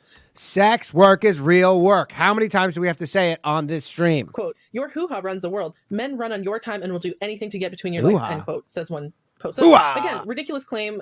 Sex work is treated as abhorrent and shameful. And then she talks about your hoo-ha runs the world, like pussy is power kind of stuff. I don't see how those two are related. Like, the pussy is power thing is not evidence that we think that sex work is abhorrent and shameful. Like if you wanted to make that claim, you could pull a quote or something of someone criticizing sex work or something, but she didn't even do that. Like it's just lazy writing. She makes it seem like we're manipulating them rather than weeding out men that are not compatible with the things that we need in our relationships, right? And the reason why it's different from sex work is because sex work is inherently coerced sex to get for economic benefit, meaning like these women who are doing sex work, they're economically dependent on men, so then they are performing a service to sexually please men. We're not performing shit for men. I mean, she's just reinforcing That's that, like, for sure. Manosphere quote that all women are prostitutes, even wives. Wives are just prostitutes on a longer term contract. So she says for women to get what they want from men, whether it's money or marriage, and then compares wanting money or marriage from men. And she doesn't include respect, sexual compatibility, orgasms, all the things that she wrote in the beginning that we're up against. She doesn't seem to connect the fact that we are delaying sex until we can evaluate a man's ability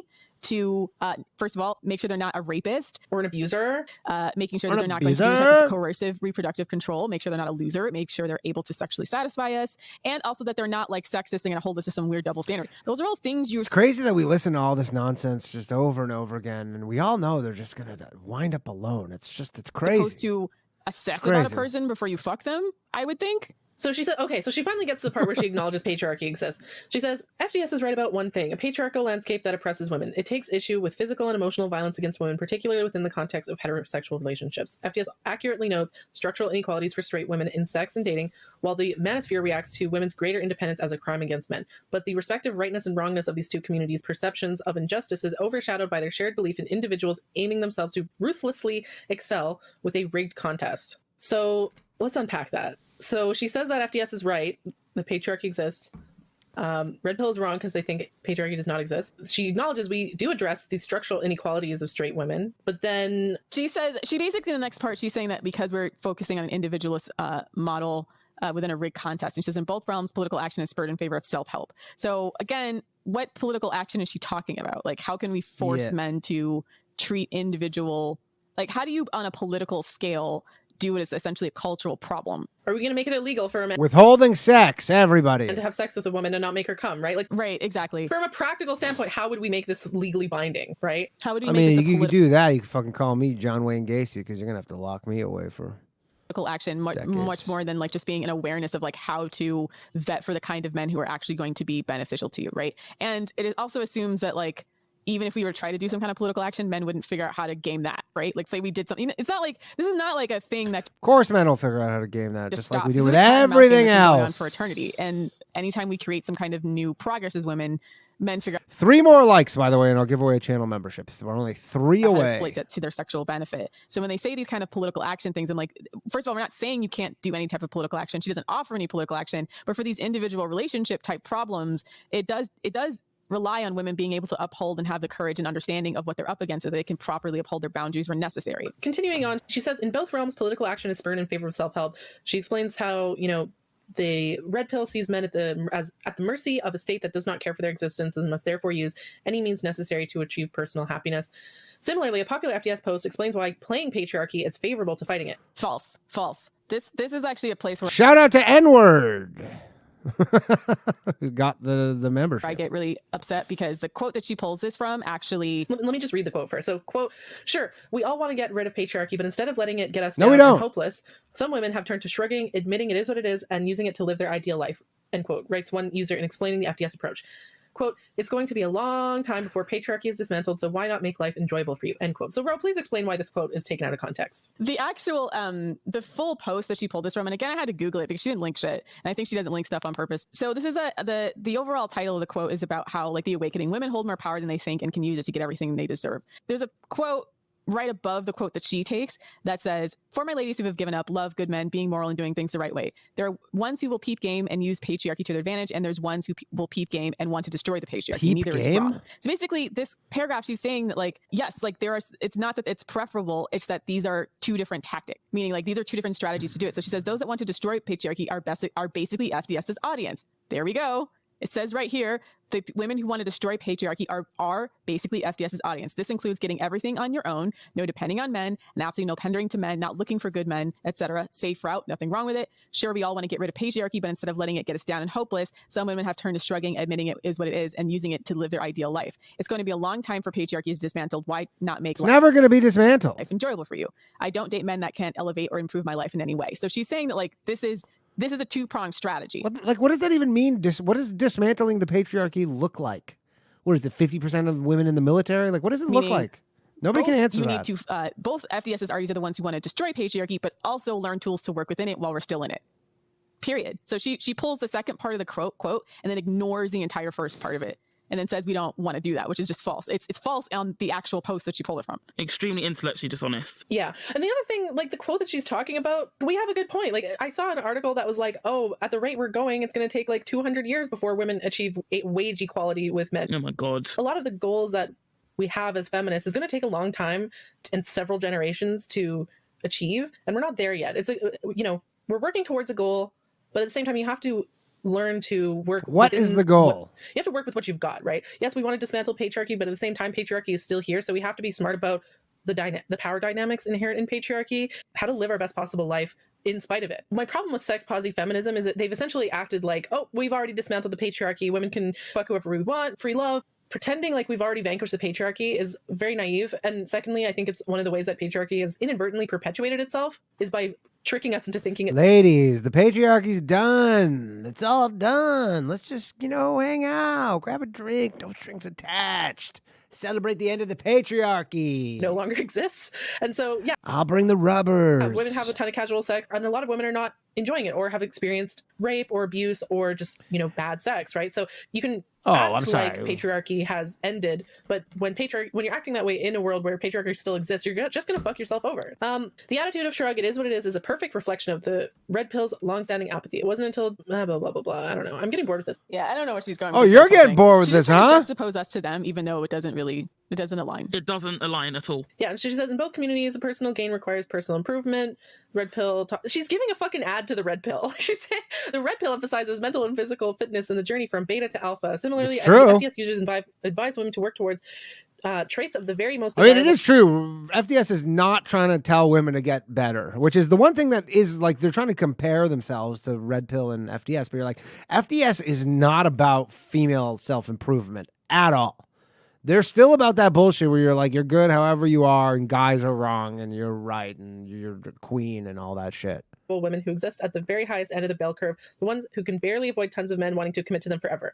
I feel like this quote is taken out of context as well. Yeah, this is in our handbook. It's just traits of the most defiant. It's just like basically one of the how to be a high value women posts. Personal gain requires personal improvement, meaning like you got to be more attractive to fuck more attractive people. I don't think that's controversial.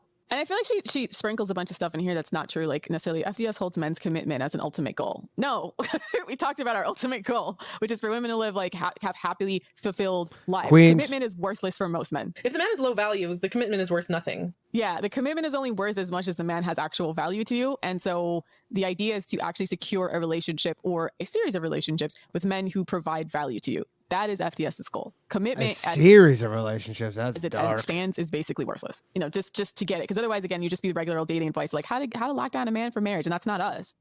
So she goes on No. You definitely, none of you are going to be married. Talk about the rules and why men love bitches. And so I don't know what one of their weddings is going to be like. Other books that, God forbid, ever happens. We've mentioned in our reading list.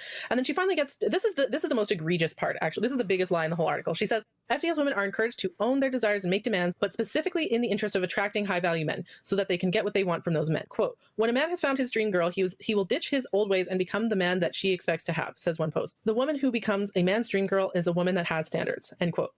Having standards frequently manifests on FDS as adhering to old-fashioned courtship ideals, like a man taking a woman on a nice dinner date, opening the door for her, and speaking on her behalf to the waiter. FDS teaches women to instrumentalize themselves and other people in the interest of getting ahead. So, first of all, we have a post saying specifically that a man will not change for his dream girl. She's saying that we said that men will change for their dream girl. Like, basically, she's spreading that lip femme idea that, like, if you do everything right and act exactly the way he wants, then he will be the man that you want him to be. Sometimes. False. We've said over and over in FDS. They're just bitter and jaded because they haven't been able to turn that trick, if you will. But I think it's true. come right from the beginning, right? Like, it's not realistic to expect a man to change for you. I think It's not realistic, but it happens. she pulls this from one of maybe it is realistic. Just depends how good the chick is, I guess. a post called "Know What Your Standards Are and Stick to Them." And again, out of context, basically the entire post is just describing the kind of behavior that a man who respects and likes you does, right? It's not saying that like if he is the type of guy to disrespect women that he's going to change specifically for you. And I think she just misreads that. The funniest part to me was like her saying that, you know, standards are old-fashioned courtship ideals, like a man taking a woman out on a nice dinner date, opening the door for her and speaking on her behalf. Why is that seen as a bad thing? Why do lib femmes act like it's regressive and shitty To want to be treated well. and unfeminist for a man to take you on a nice dinner date and open the door for you? Right?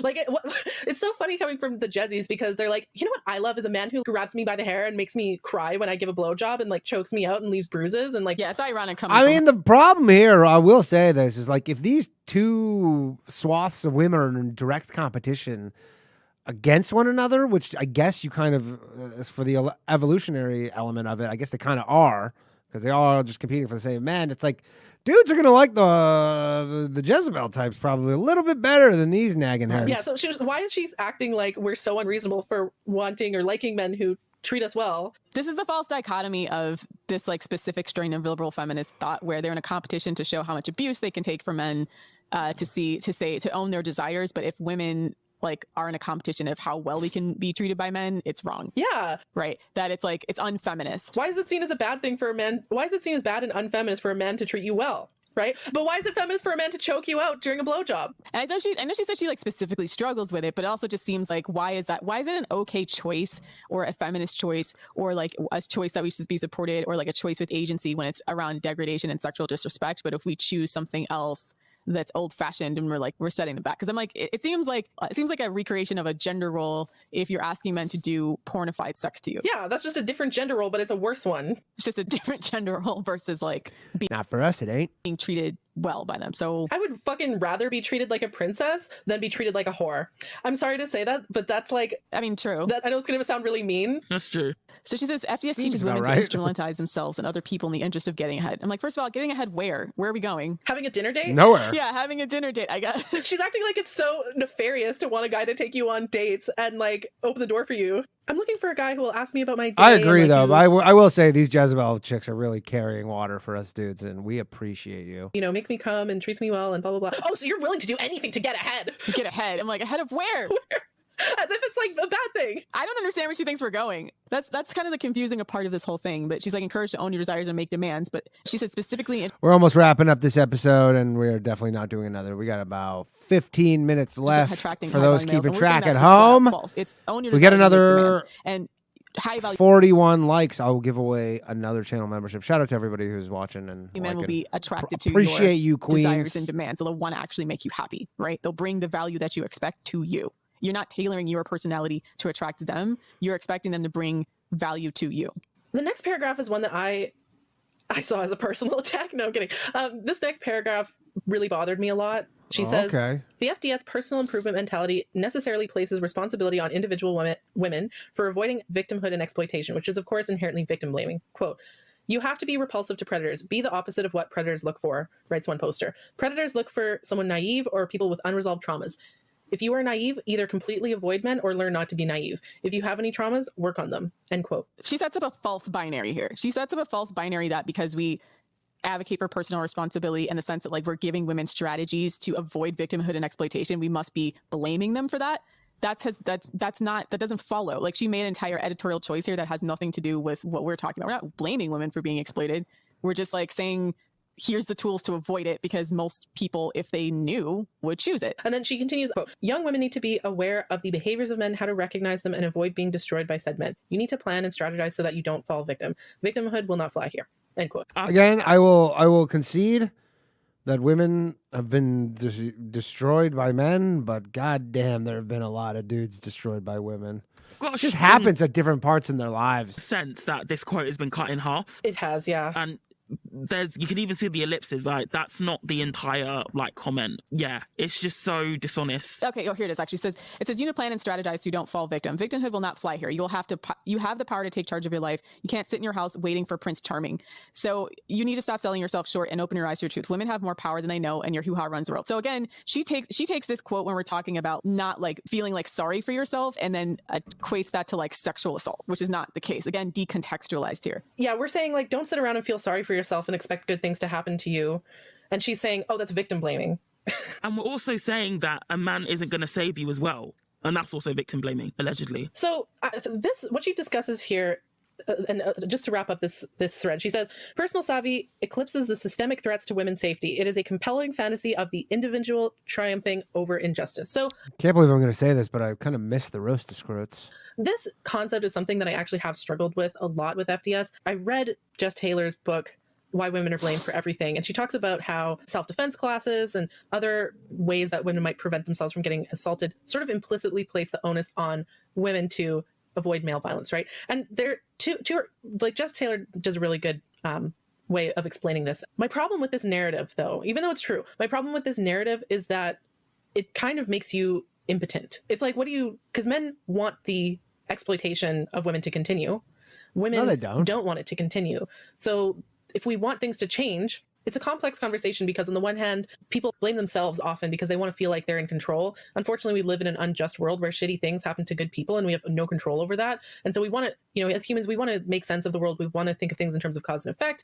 When something bad happens to someone, we want to think, oh, like they must have had it coming, or it was their fault for not preventing it, or something like that, right? So that's just kind of the worldview that we're operating within. That being said, I don't think it is beneficial to women. Ultimately, if we want to end male violence, women have to do something about it, right? Because men aren't going to stop it. That's exactly what Andrew Tate said. That's so weird. That's literally one of the things that Andrew Tate got vilified for saying. Strange benefit from male violence. They how benefit that from is. exploiting women, and we don't want to be Weird. exploited. So that means we have to do something about it, right? And we need to do something about it, both on the individual and on the structural level, which we talk about all the time, but she conveniently ignores it. In terms of like, you have to be repulsive to predators, be the opposite of what predators look for. It doesn't mean if you fall victim to a predator, that person shouldn't be prosecuted and it's your fault. I think they're making it seem like she's setting up a false binary where either where we're saying that like if you don't take responsibility and something happens to you, it's your fault. It's difference between assigning fault and then taking responsibility. Taking responsibility is not assigning fault. It's just a matter of like trying to do your best to navigate a system that may or may not be in your favor, but still working towards the idea that, but still like, supporting women when they do fall victims, but helping them to get up and still make something of their lives. I think she just sets up these false binaries all the time because, and this is something they do because they can't imagine a narrative outside of these like, left wing, right wing type of lib fem narratives where it's not one thing, it must be the other. They have this idea that like if we say not being a victim is beneficial to you, or like not wallowing in your victim is beneficial to you, that denies the fact that they're being victims. No, we're just saying that like Really wondering with this Tate stuff if they're going to be like, yeah, this is an preach. effective way to help you either avoid trauma altogether, which is preferable, but also heal from trauma or move past trauma, right? It's not like we're trying to make sure that people aren't just like sitting here wallowing, like there's nothing I can do, I've been a victim, or I'm going to be a victim, and they're just kind of treading water, being confused about how to drive forward or drive the car in their own life. Ultimately, what's the alternative, right? So we're saying that women need to be aware of the behaviors that men do, their tactics, how to recognize them, how to avoid them. That's labeled victim blaming. My problem with the victim blaming narrative is that it's basically encouraging women to just be in danger and hope nothing bad happens to them. And there's also This is literally the exact same thing Andrew Tate said. us to just hope, Which is, by the way, good advice. It's like, it's more of like you're just taking the world for how it is versus how you want it to be. And you just understand that the world is how it is and you're doing something about it. men just mutate and become better. And again, I think there is a fine line between saying women can protect themselves and self-preservation and also expecting men to step up.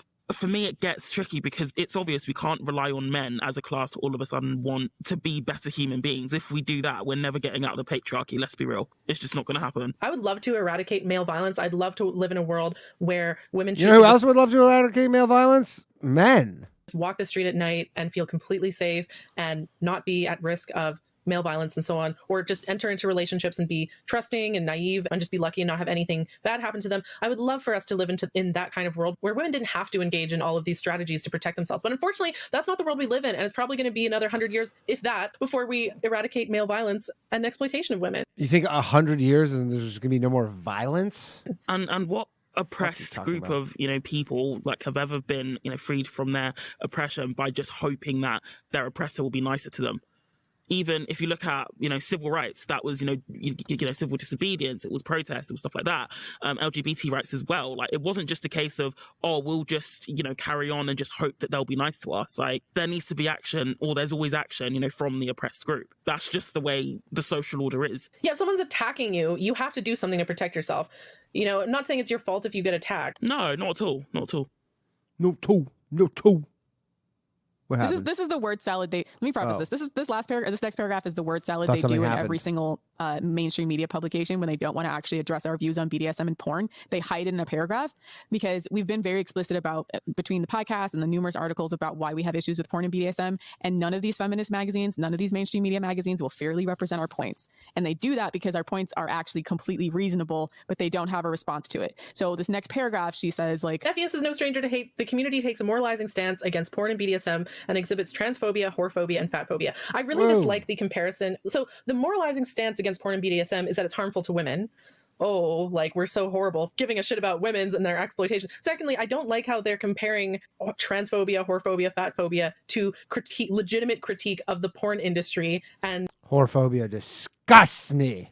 the power dynamics of BDSM. Basically comparing like hate speech to critique of an industry that abuses women. And she doesn't provide any receipts. There's no receipts. Yeah, she doesn't give any examples, yeah. and she doesn't really justify how we're whorephobic, transphobic, or fatphobic. Of course, opportunism and desperation tend to play out somewhat differently for women thanks Yeah, I don't know about that. I'll tell you one thing, they're definitely not as fatphobic. to the systemic inequality that FDS is uninvested in collectively tackling. False. False. Again, I don't know where she got this from. Sis, I don't know how you're Sis! addressing systemic inequality by begging men to do the patriarchy to you, okay? Yeah, exactly. I don't see how throwing up on a guy's dick is challenging systemic inequality, okay? Fucking speak I for have yourself. some Anyways, ideas continues. about FDS it. gives women advice on using men to their personal benefit, much as the red pill does for men, but unlike in the manosphere, this runs alongside strategizing on legitimate, proportional, reality-based concerns around everything from sexual assault to Wow. reproductive control. Blah, So blah, she blah. says we're just as bad as the red pill. The difference is that the red pill's beliefs are based on nothing, and FDS is based on the very real concerns. So basically, she hasn't got an article then. Yeah, like she's like FDS and the red pill are just as bad, except that the red pill is based on falsehoods and FDS is based on reality. So we're not like the red pill then, right? Like, She's got no article. She's literally dismantled her article. She's literally dismantled her own argument in that sentence. at the very end. Yeah, it's like If only she could dismantle the patriarchy. Okay, we're almost done here. the comparisons to us and Red Pill are 5 more superficial minutes. at best. And again, it's like, what was that tally? I didn't keep the whole tally. It was like we have in-group jargon, using the word strategy, talking about dating. Evo Psych, vague references to Evo Psych. We're both human beings. We breathe air. We drink water. on Earth. We're mad. Love Andrew Through Tate. there. Yeah.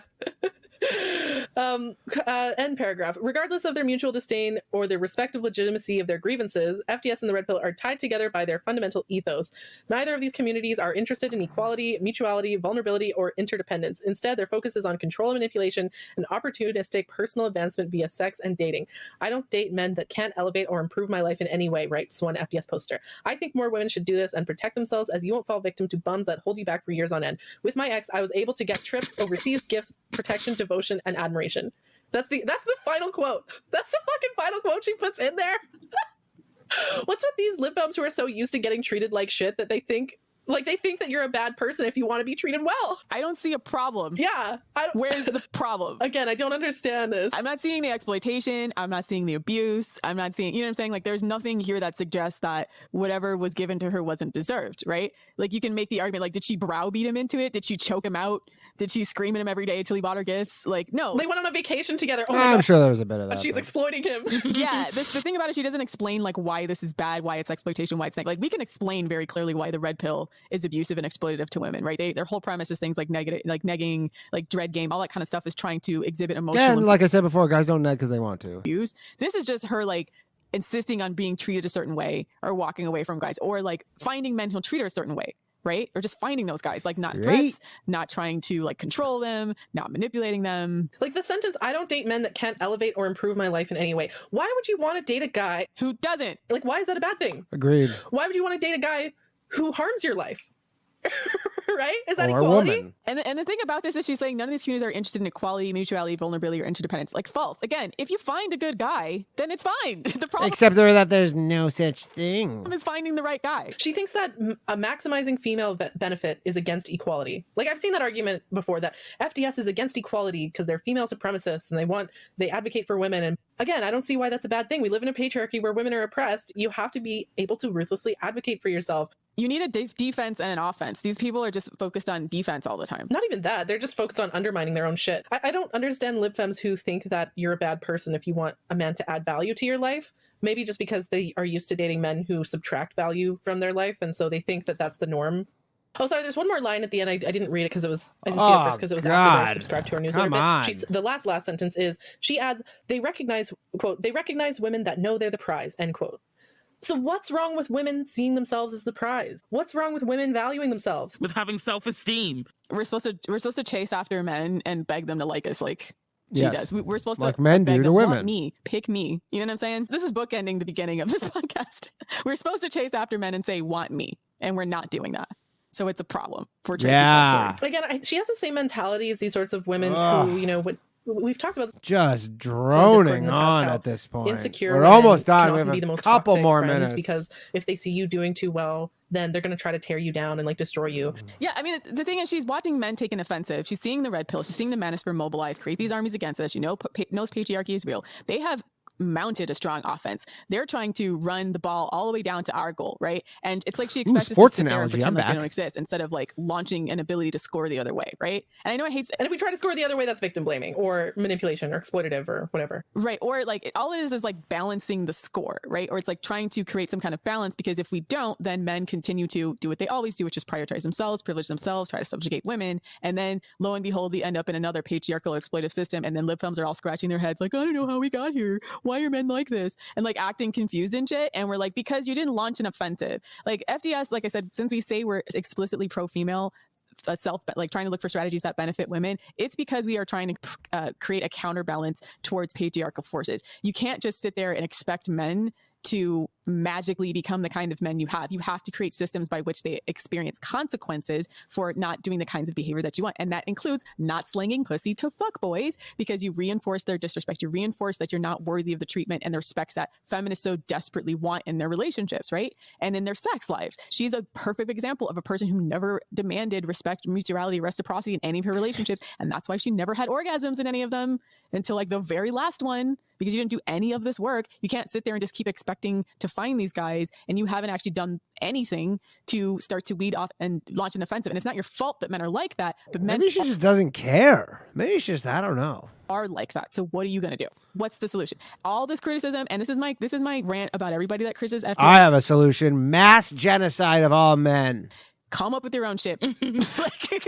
What's your prescription? Tell me the alternative. Tell us the alternative. I will look forward to your book or your article, Tracy Clark Fleury, where you I won't. describe, or your podcast where you describe how to counteract all these forces that are coming from men, not just the manosphere, but porn, everything else that we talk about that women are up against, by sitting around twiddling your thumbs, writing article after article about how men should be better and how we should educate them and expect them to care and expect things to change, and they never do. And you sit there and be confused year after year, and we'll be over here creating strategies, running the ball into the end zone. What strategies? They have one strategy every 10 fucking thumbing our nose episodes. at you and being get your shit together, sis. We'll be waiting here for you. I'm out. Woo! Mic drop. As much as we roast Tracy Clark Fleury, I do hope she figures her shit out. And when she does figure her shit out, we'll embrace her with open arms. But as of yet, she's still got to level up, sis. Bam. All right, that's our show. Please check out our Patreon for weekly bonus content. No. All right. Actually, psych. We're going to do another episode, Queens. No, kidding. I'd fucking probably kill myself, and I'm sure a lot of you would. All right. That has been the stream for this week. All the queens out there, the kings, the scrotes, the low-value males, the negative-value males, the high-value males, which I'm not sure even exists. That's been it for this week. Thank you very much, everybody, for joining us. And by us, I mean me, but also us as in all of us. So you can support the stream. Again, as always, you can join the channel memberships. Shout out to everybody who joined this week and all the new members. I think we're going to have some new emojis if we get one more or two more. So we'll get there soon. New episode of Low Value Mail this Tuesday night at 9 p.m. And the bathhouse is officially moving to Wednesday nights because not enough people are watching it live because I guess you have lives and shit and do stuff, which I can appreciate. So it's no longer on Thursday nights. It's on Wednesday nights. Last episode was really fun. I think we're going to go Wednesday at 8 or 9 p.m. One of those two things. Wednesdays are better anyways to the Bathhouse because we have access to more comedians, because a lot of these big name comedians who hang out at the Stand, they go on the road Thursdays. So Wednesday night is the Bathhouse. Also, if you want to listen to episodes of Female Dating Strategy, I believe they are all up now on anywhere you listen to podcasts. Same with the Bathhouse. The newest episodes you get 1 week after they air on YouTube, or if you're a Patreon member, you can listen to them the day of or immediately. Anyways, you know what I'm talking about. Thanks very much, everybody. I appreciate you all. I will see you all very soon.